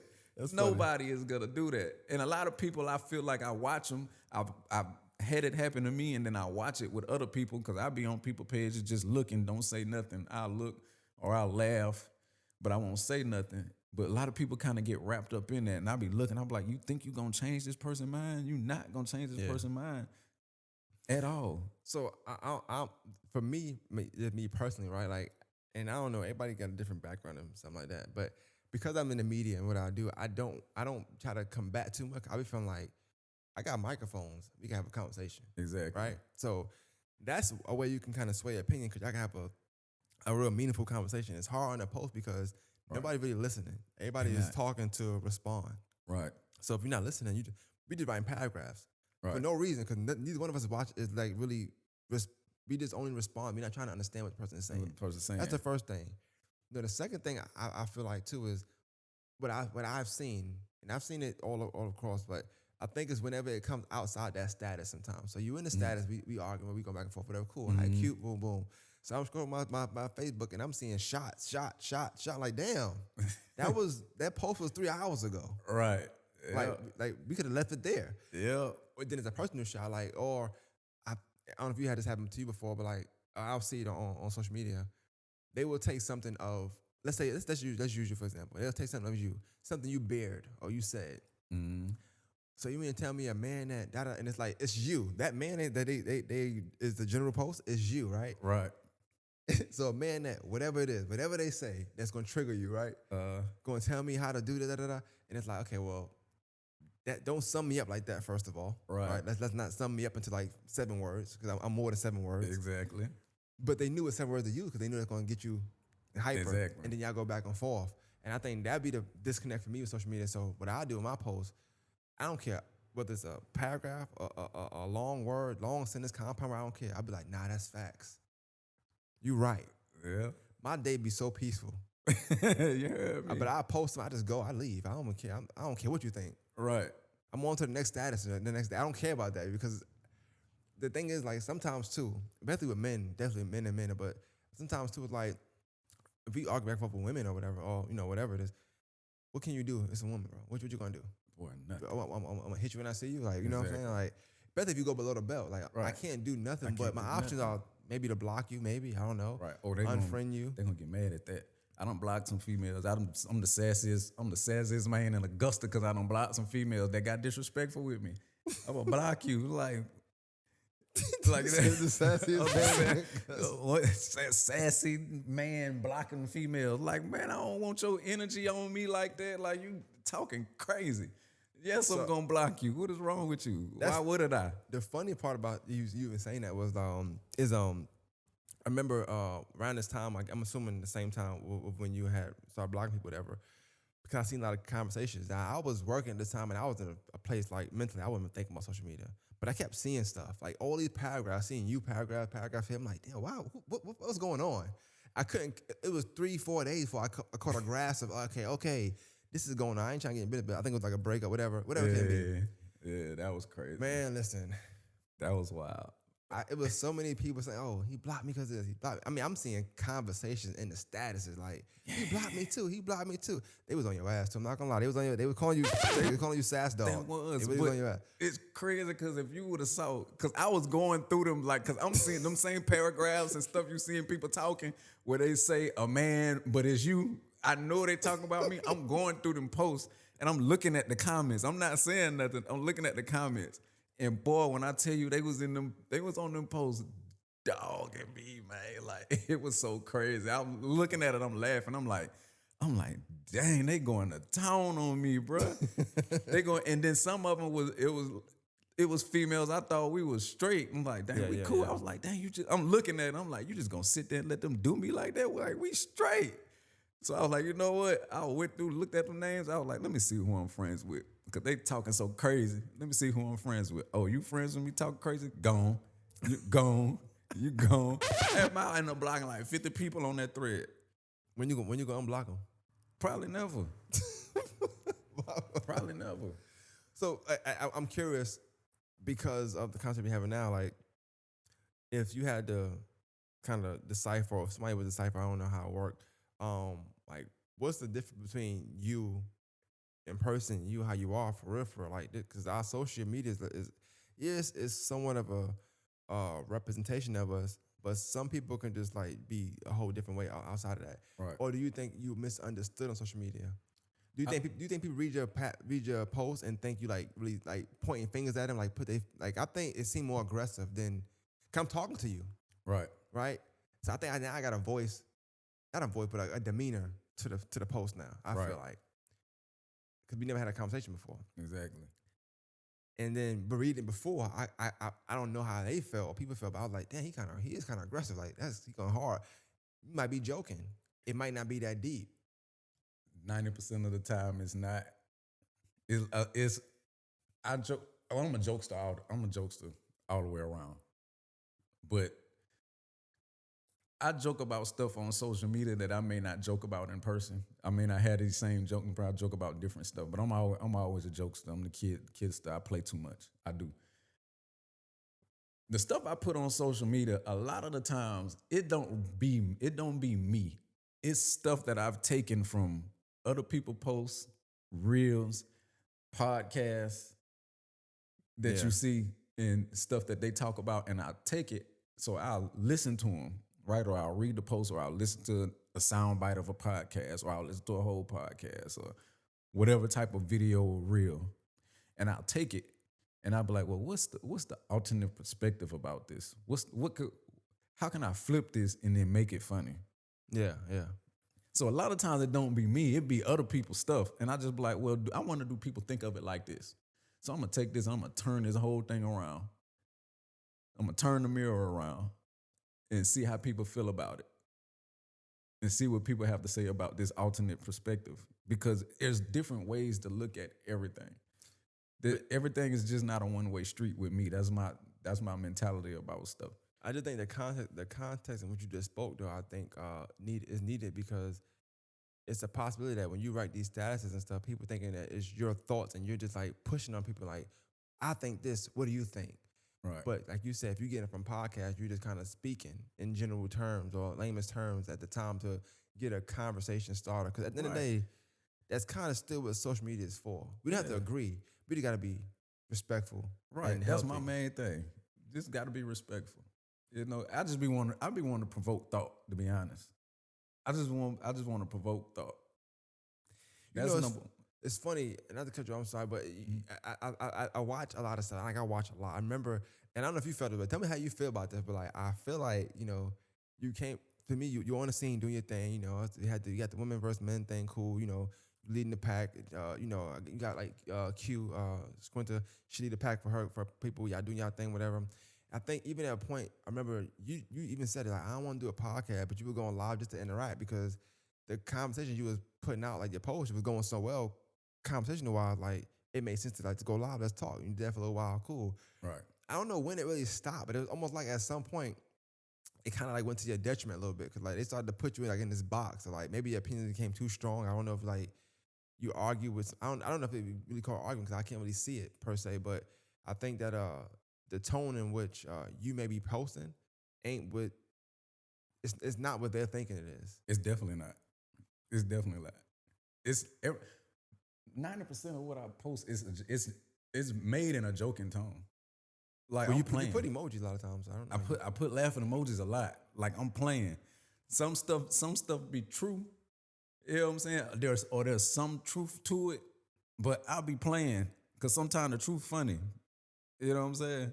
So I don't know why people get this tone when I post that I'm pointing at a specific person or a specific group of people, and I'm just like, it's like, no, yeah. I'm not being rah-rah. I'm laughing at for one, the irony of a lot of stuff. Yeah. You know what I'm saying? See, I think the reason why I can get away with it, because me and you can post the same thing. I'm gonna get a lot of laughs and ha ha ha, you funny, man, yeah, Bobby, whatever. All right. You're gonna get that from your core. Right. But you also got a different core as well. You got the I can't stand this core. They rock with you, but they can't stand you. They can't stand me. They coming every trip to not stand me. Every last one of them. I'm gonna read one, and this is new. I thought it was funny because now you said it, it's kind of like you said. I only fumbled 2 in my whole life. Yeah. The rest of y'all bitches, it was 4th down and long and time to punt, so cut it out. But it was emojis in there, right? Right. Somebody will read that and really think you being like facetious. Right. You joking. It's in joke. It's in jest. It's in playful mode. You know what I'm saying? Playful. But somebody could read that and be like, they gonna be like, I only fumbled 2 women my whole life. The rest of y'all bum ass bitches, they read words you ain't even said. Right. You know what I'm saying? They threw all kind of stuff in there.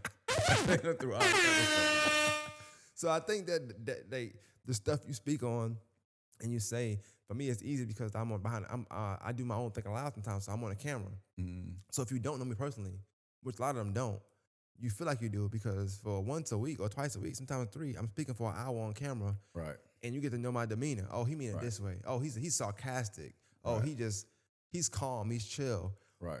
But a lot of times and you haven't shown it to me. I haven't seen it. I do. I wonder things sometimes, yes, but I don't know you enough to wonder. Like, it's not that deep to me. But when I have these conversations, like, it's almost as if people feel like you are on the phone and screaming in the phone. Yeah. I Like feel that. like they think That's it's like how that too. they view your post. Like, Yeah. you at the top of a mountain just yelling, Right. man, fuck women. Let me tell you why. Like, you just hurt. You know what I'm saying? Right. And this is you. Like, how do you combat that, if at all? Or did you ever feel that way? Do you feel that way as well? Or is that something you just think about now? Like, as far as the tone of your post and then what they may perceive it to be? I don't be thinking about what people perceive it to be honest. When they come to me and ask me, I'll be like, I ain't saying it like that. I'll tell them, it's like, I'm not saying it like that. I'm not, like, people, you bash women. I was like, listen, I'm not bashing women. Now, I will call you on some stupid stuff, but I don't bash women. I'm not yelling. I'm not fussing at y'all. And then a lot of it is lingo too. So like I say bitch and hoe a lot. A lot. No, a whole lot. Let's start there. Now A whole lot. you go to Louisiana. In Louisiana, everybody a bitch. Everybody a hoe. Your mama a hoe. Your granny a hoe. Your homeboy a bitch. I can call one of my homeboys right now from Baton Rouge. I can call him right now. I would say probably 80% of it's an 80% chance he gonna pick up the phone and he gonna say, "What's happening, bitch?" It's an 80% chance, So and I kind of want to do it right now on camera just to see if he do it. But it's about an 80% say he be like, "What's happening, bitch?" You can call him. I don't mind. I'm finna see if he answer. I'm finna see. We're gonna give this a shot. Hold on just a second. It might be a regional thing. Might be a Louisiana thing. It is, but a lot of it is lingo because they be like, you call women bitches and hoes and all this stuff. It's like, no, I'm not calling. It's kind of a general term. It's general. It's a general term. Like, I'm not calling women bitches and hoes all the time. That ain't how I rock. No. You gotta pay his phone bill, I guess. Hold on, let me try to hit him on whatchamacallit. Oh, he picked up.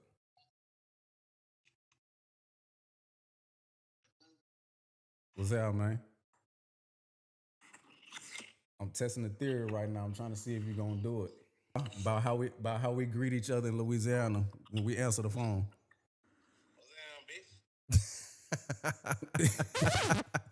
Y'all heard that? This is my dog right here. I'm on a podcast right now, and we talking about my post and how I be saying bitch and hoe, and I'm like, that's lingo.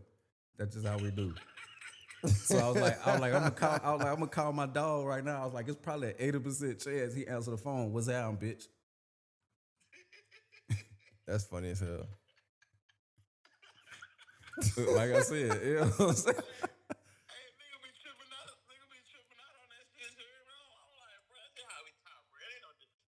It's not. I hope the mic can hear you what you just said that. But yeah, man, that's all I had wanted. For sure. You done made the podcast, dog. My nigga. For sure. So it could be a cultural thing. It's like it's just where you from. But once again, that's why I say when you have these kind of conversations, it's important to kind of realize who the person is and their background, because that can kind of make you understand. Okay, this is what that mean. This is what it means posting this. Even sometimes when you post real stuff, like you might post stuff about depression, about how a man feel. Mm-hmm. It come off aggressive, but now I'm seeing why. I think, not to make an excuse for anybody, but because somebody might not feel it, but they might hear this. You still got your core that's gonna say, "Look, right, fuck all that he's talking about, man. I ain't buying it." Right. I think that it's coming from a place of like, you just putting yourself back in that position than when you was like that. Right. So a lot of the tone can come in a serious tone because depression is serious. Like when you ain't no different than when a mom or a woman is talking about being a single mom. Right. But as they talk about it, they feel away because they're like, damn, I'm really doing this shit by myself, and I wasn't supposed to do it by myself. Right. And in that moment, they start to say things, and it's really like direct. Right. It's no different then, But I guess society, not to say that you shouldn't, but society, kind of like okay with those posts. But when a man said, you gotta kind of like watch our toes. Yeah, we gotta have a women too, to an extent, depending. Because I do see a lot of guys be butthurt, like, bro, she ain't talking about you, bro. It's okay. If you're a good dad, just shut the fuck up. Exactly. It ain't about you. It's gonna be okay. Exactly. You know what I'm saying? You know what? If you are a bad dad, it's gonna be okay regardless. It's Like, it's just a gonna post, be all bro. right. Just That's Facebook. That's it. You know? It's just Facebook. I do want to ask you, cause as I'm rapping, I want to ask you, like, how's your? I'm joking saying this, but you might be serious. I don't know. How was your quest coming along with finding your big women? I know you said you trying to. I ain't get started on them yet. I know you said it's on comment in the inbox. I ain't get started on them yet. A couple came to my inbox though. A couple came, but I ain't go. I was playing for real though. Now, even that, you play it right, and then like, and we trying to come to the family as the last resort. It's like, hey, look, chill, bro. I'm just having a good time. I'm just joking. Man. Yeah, like I ain't tripping out that. But I mean, on the flip side, I'm joking, but on the flip side, there is kind of like a little bit of interest there. It's kind of like, I do wonder because I ain't never been the type, you know what I'm saying, to go there. So it was kind of like said playing. I'm like, man, I was like, what I've been doing, it ain't working like these. I was like, man, in the back of my mind, I'm like, man, I wonder how these big girls is for real though. You hear me? Like, I wonder. So I made the joke. Playing. Like, I'm not finna be out here on the, you know what I'm saying, the bachelor mission with big girls. No, I'm not doing that. But, you know, there's a slight element that's like, you know what, you never have done that. You know, Like, I only so. ask these questions too much, but because you speak on it, I know we speak about it. I want to make sure I kind of bring it full circle, all this stuff too. Is like, and I'm not asking me to tell you, you gotta tell me who, what, when, why, all that stuff. But like, what has your experience been? Because you speak about a lot. Your experience with just, I guess, dating in Augusta. And I say that because you're very vocal about Augusta women, but I don't think it's an anti-Augusta thing. You just happen to live in Augusta and you like women. It's just common sense, you know? Exactly. Like, it's no reason for you to talk about Miami women right now because you're not dating them. I'm not You're dating talking Miami to women. Augusta women. So, like, what has your experience been? Is it all them? Is it all you? Like, what's your experience like? My experience. Now we get into it. Look. Yes. But it's been rough out here. It's been rough out here dealing with women in Augusta. I'm not saying there's not any. There's some real cool women out here. There's some good women out here. I think a lot of them. I think their view or their mindset and expectation of what a relationship or what dating is kind of screwed. I think they got like these unrealistic ideals of it, of how it's supposed to go. So that for me creates a problem because I'm the type of person, like I said, I got principles and I stand on them, and certain stuff is just not gonna go how you want it or think it's gonna go with me. So that's where the disconnect is with me and a lot of women that I've tried to date and try to pursue. Is they just have to me what is a unrealistic thought process of how this dating's supposed to go, how this relationship's supposed to go, how consistency is supposed to go. It's real unrealistic, and I'll be thinking, I'm like, where do they get this stuff from? Like, where? Like, come on, like, we can't honestly think it's supposed to go like that. One of my big things is with the consistency with calling and texting, right? So I run into a lot of you ain't hit me up, so I ain't hit you up. Or I text last, and you ain't text me back, so I ain't text you back, period.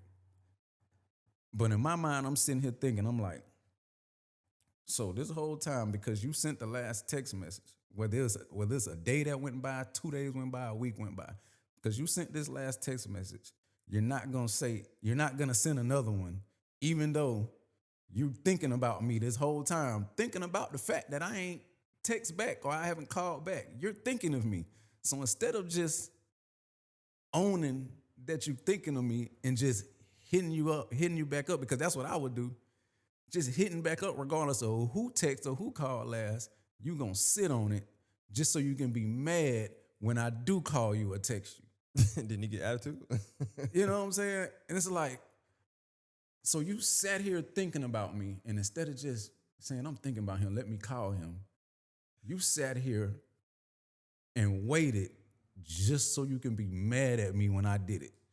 I think that's crazy to me. But I think a lot of that, like you said, is not permanently Augusta women per se. We just say that because we're in Augusta. But I think social media do give people in general, both People in genders, general, a right. very a very skewed view of what anything is, even the communication part, because Right. anybody could. If I have to double triple text you, it shouldn't matter. Not to say that there's anything wrong. I understand why people feel away about the triple and double text. You feel like you're doing too much, but I also think that if you put your pride aside and start feeling like you're doing too much all the time, Right. you can have a better relationship. Sometimes. You can have a better sometimes relationship. it's going to require, like, it depends. Like, hey, and I know they're gonna say men bring money, but for me, I'm looking like this. Okay, let's say we go out to eat. Not me and you, obviously, but Right. me and girl eat, and we go on 7 dates. I pay for 7 of them, right? Right. Should I then be like, yo, I feel like I'm doing too much, bro, because like I'm paying for every time we go out to eat. Like, what if I know a situation? What if I know, like, she got things going on, so she can't do it, or I'm just in a position where I can't do that. Right. Should I feel away? So if I'm busy, I'm working, I got a streamer's job, I can't always text her on the job, and she have to double, triple text, whatever it can be. I feel like we got to have some kind of balance there. Exactly. That's consistency. The balance is what's consistent. Not to say that if you text me 5 times, I'm not ignoring you. I'm not saying I might be ignoring you. I don't know. That's for you to decide. But Right. when you say it's not consistent, I agree with you on that, and that's standpoint of like people will like just deliberately not hit you up, not respond, not respond, but not hit you up, knowing that they want to hit you up, Right. because they waiting for you to hit them up, or they mad that you hit them up because they hit you up last. It's like, well, I text you last Wednesday at 10 p.m. and so you supposed to have me next morning. Well, I started working. I had a flat. This happened. Like whatever happened happened. Don't tell him.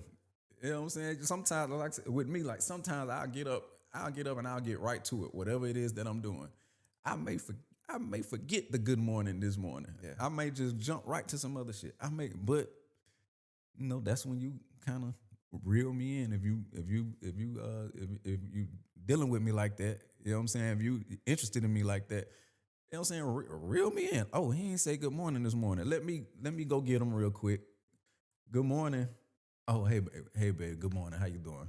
You know what I'm saying? It's that simple. I ain't gonna hold you either. Like, for me, I'm probably telling too much about business now, but like that'd be sexy to me sometimes. I'm not gonna lie. Like it's something about like, right. Cause it ain't too many times, type of person I am, ain't too many times a woman gonna like really check me. So at the times where it's like it's a checkable offense, Right. I love it. I'm like, oh wow, okay, because it shows courage for one. It shows that you care, and you willing to accept that he might not like getting checked, but I'm gonna check him anyway. I like all of that, like that whole dynamic. I love. I like it. I do like it because and also it shows me it's like I'm trying to figure out how to put this into words.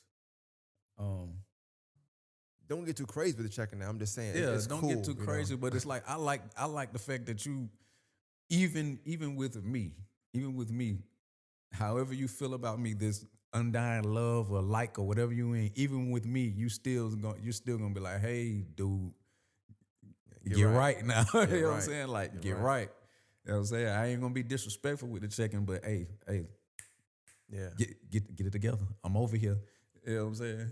I think it's just one of the things that sometimes people don't leave room for the fact that we can admit to be wrong. Like I think, right. And I know for me, I'm good at talking, so you got to use the right words with me sometimes and stuff. And I think if you feel like you didn't win, quote unquote, whatever that means, right, an argument or the dispute, I think naturally you'll feel defeated in like trying to say certain things, right?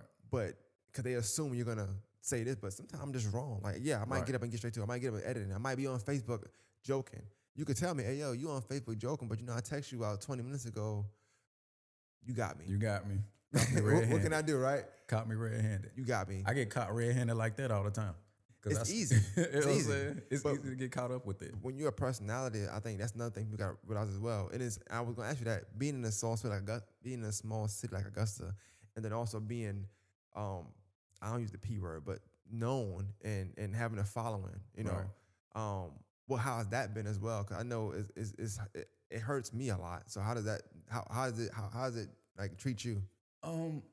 Because it's like this idea you come with fans. This idea you come with like everybody wants you. This idea that like you can just you got 1,000 girls in your messages every day. That's the idea.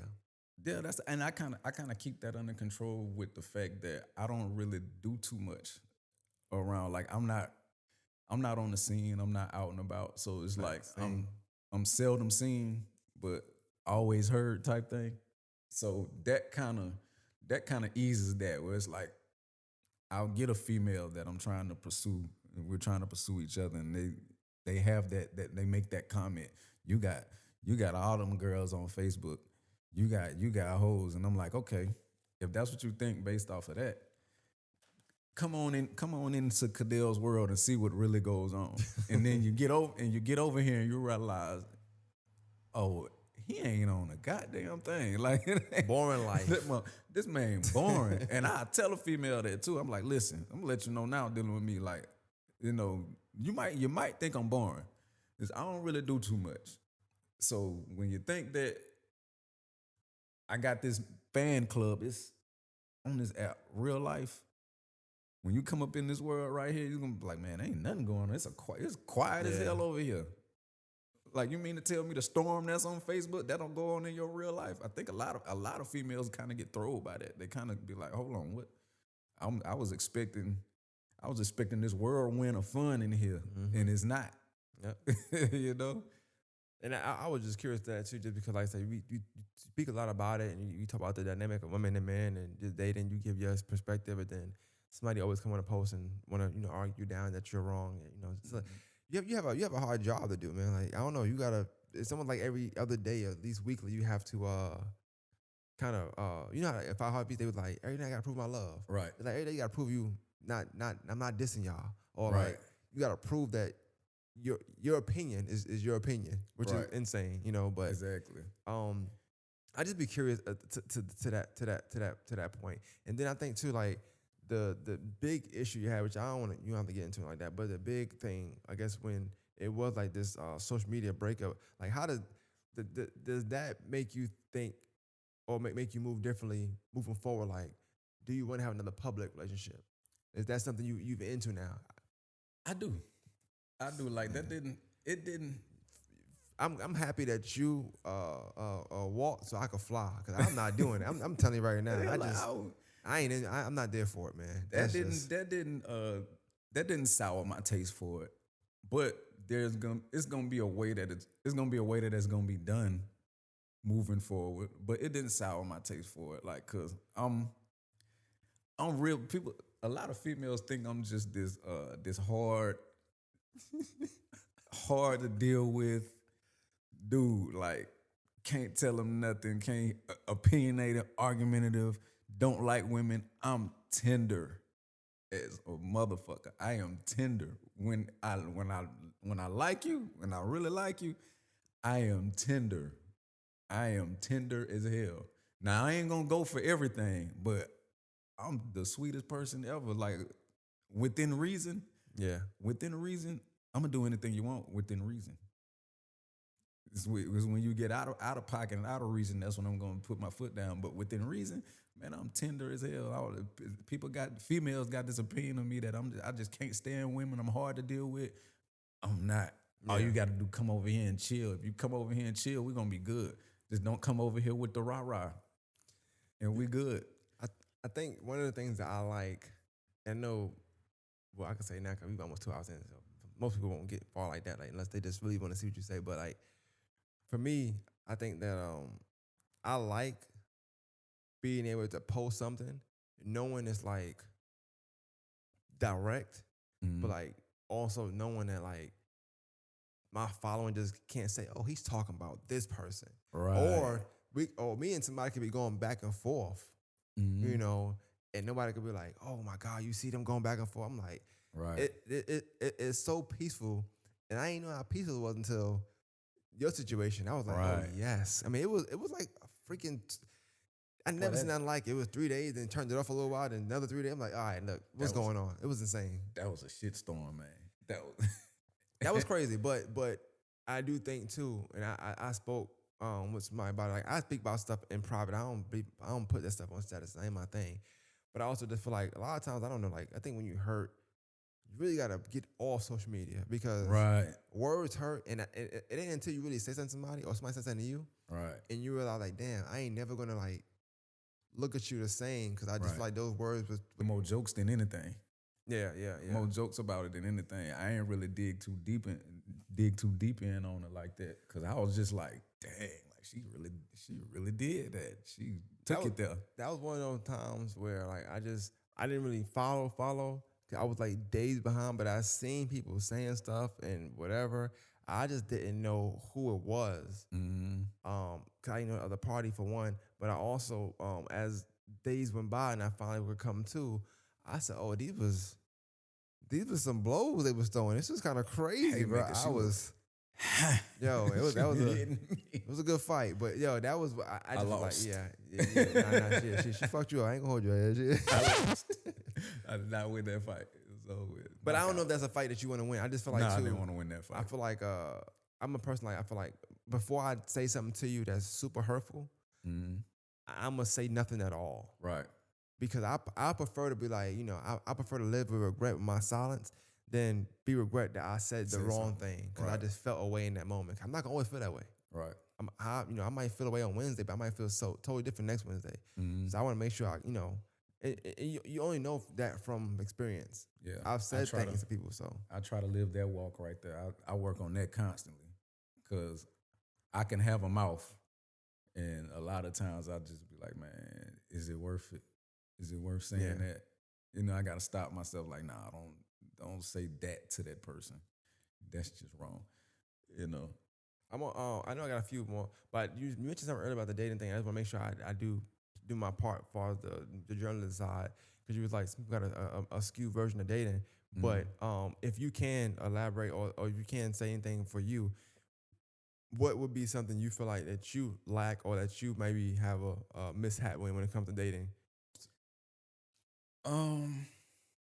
Or something that somebody tell you. You might not feel like you might be perfect. I don't know, but it's something that I feel like I'm. Let me stop. I ain't gonna say I'm perfect. about to say,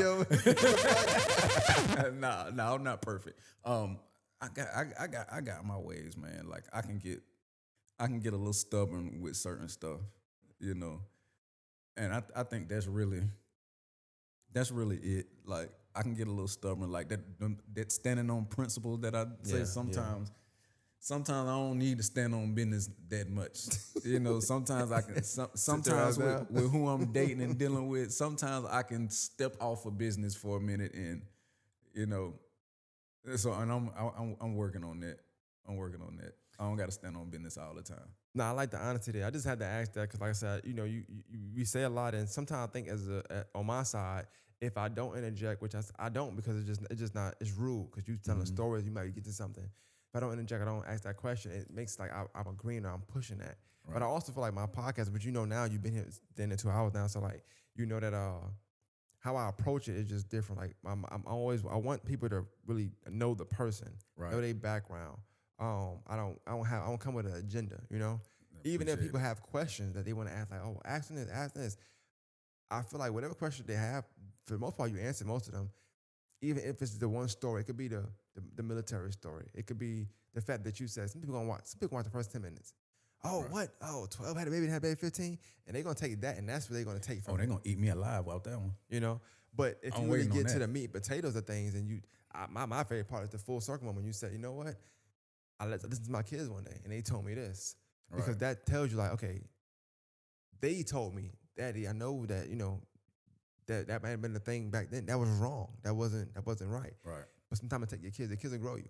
Mm-hmm. And like I said, I talked to Lucky last night, and she said the same thing. She was like, my mom had me, at a certain age, but it's like we grew up together. Mm-hmm. And even though in hindsight, maybe when they get a little older, it'll be like really, really all love with no animosity at all. Right. And in the current time, it's just one of them things when you look at it like, it's not as healthy as it needs to be. Right. So, exactly right. Just a few more questions. Your kids of 3, that y'all seem to have a relationship from what you speak on, like with her helping you and stuff like that as well.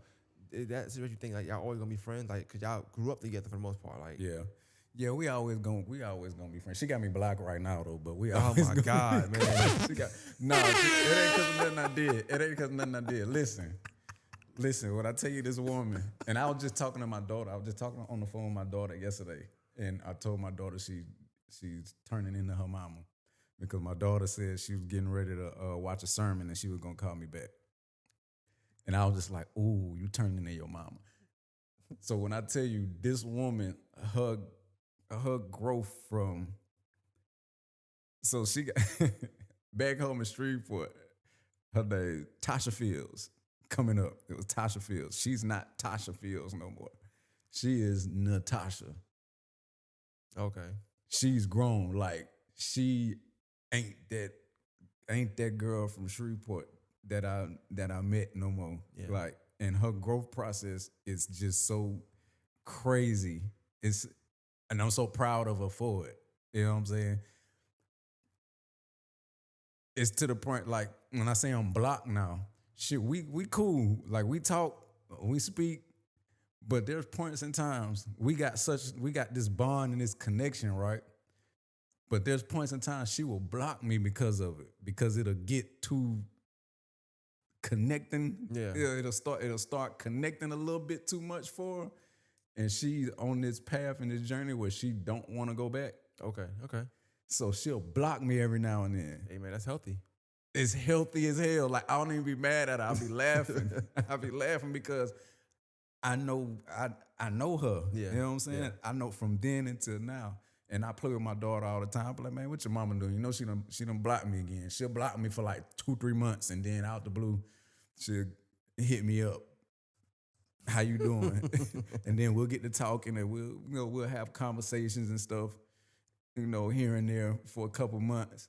And then when she feel it's getting too heavy for her, she'll block my ass again. That's how it goes sometimes, man. It's a rinse and repeat sometimes. But it's healthy that she can spot that out now. She can spot it out. Rather than backtracking and just, backtracking and messing everything up. Have everybody feelings all over the place.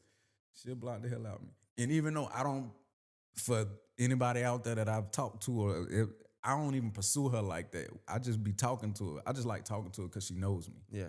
She knows me more than anybody. So I just like talking to her. Young together. You know what I'm saying? So I just like talk. I don't even pursue her like trying to get back with her or anything like that.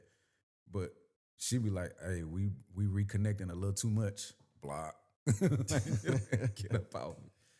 Yeah, man. Look, man, this is dope. I like the conversation. I like to get people their story for one, but also get people to see them in a different light. You know what I'm saying? Just to sit down, have a conversation, and just not be biased. Really just let them open up, talk, and this is kind of what I do all the time anyway. Right. Last night with Miss Lucky, it was dope. This was dope. I normally do 90 minutes. I tell people if I do more 90 minutes because you probably said you talk too much. But this was it was needed because you got layers. Sometimes you got layers you can't even. I can't put you in 90. Right. So I knew coming in it was gonna be more than 90 just because the first 30 minutes was gonna have to be layered down to kind of build the foundation on what I want to talk about. Mm-hmm. And you did a good job. Like you spoke, you expounded, like you gave stories, you gave context, you opened up, you bared. I like that. Some people can't do that, and it's hard. Like sitting on this side where it's like, okay, he just said yes. Next question. You know what I'm saying? Like how I be sometimes, but to have that conversation and somebody actually open up, it's different. Especially with men, it's hard because every man don't want to talk. Right, and listen, therapy got me to talking because I wouldn't, and I wanted to do that on your platform because I seen how you go about the interviews. I seen how it goes, and I'm like, man, I want to get on there and let people know, this side of me. You know what I'm saying? The part that if you're not a person that's in my life, you wouldn't know none of this stuff. Right. You probably never. If I wouldn't come on here, you probably never know this stuff. You know what I'm saying? You'll probably never get to understand some of this stuff. I think it's important on people upbringing, where they come from, and then what they value, what their morals are, where they get it from, and then just the type of situation they've been in through their life, and like to just hearing your story and where life has taken you. What your decision making has taken you, what it's taken from you, what it's given to you. Right. It's just it's a dope thing to see full circle wise. So like a lot of times people see a finished product, so they don't know 15-year-old you, 9-year-old you, 20-year-old you, 25, but you done spoke about it so many times throughout and I'm asking you years and stuff for that reason, so they can say, okay, he was this age, okay, he was this age. Right. And then as your story goes, you see the maturity, even in parenting.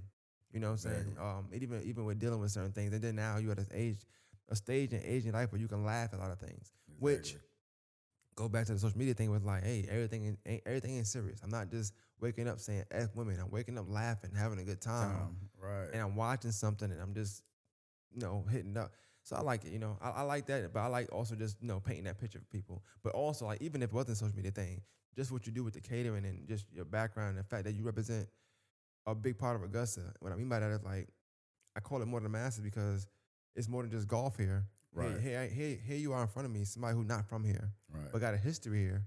Right. But you come from a whole different background with a whole different culture, Right. and you bring that here, and it's impactful here because people like the food. They want your food for a reason. They want it from you. They want that taste. You got a distinctive taste that come from that culture you come from, but you brought that over here. Right.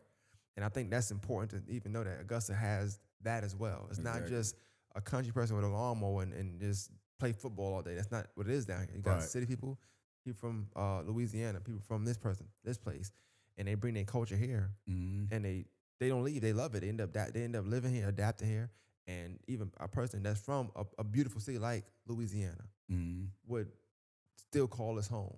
Right. It means something, And I be trying to convey that more than anything in my podcast, and I think that's kind of set me apart from anybody else. But I definitely appreciate you coming through, man. This was appreciate you having dope. me, man. I got 3 pages of notes, man. That's how much stuff he was talking about. I got 3 pages of notes. Hey, I had 2 last night. I had 3 pages of notes. Hey, listen, you did what I wanted you to do too. I wanted you to kind of dig a little bit, and you did. So I appreciate that. Yeah, I seen you tag me. I said he tagged me. Jeff, he don't know. I'm on it, bro. Yeah, I'm ready on it. I'm ready on it. So definitely, man, shout out to you. Tell them where they can find you at, and tell them like about your catering and where they can find you, how they can book you and stuff like that too. Social media, my Facebook, Cadell Devon. Instagram is Bayou84, Bayou_84 on my Instagram. Those are all the social media platforms I got. I don't got TikTok and Snapchat and none of that other stuff. It's just straight Facebook and Instagram. Facebook, Cadell Devon. Instagram, Bayou_84. Contact me. Oh, also my business page, Bite of the Bayou on Facebook. And all my information is on that business page. The email, biteofthebayou@yahoo.com. Phone number to contact me if you want to order catering or book catering, or you want to order when I do a plate sale. The number's there.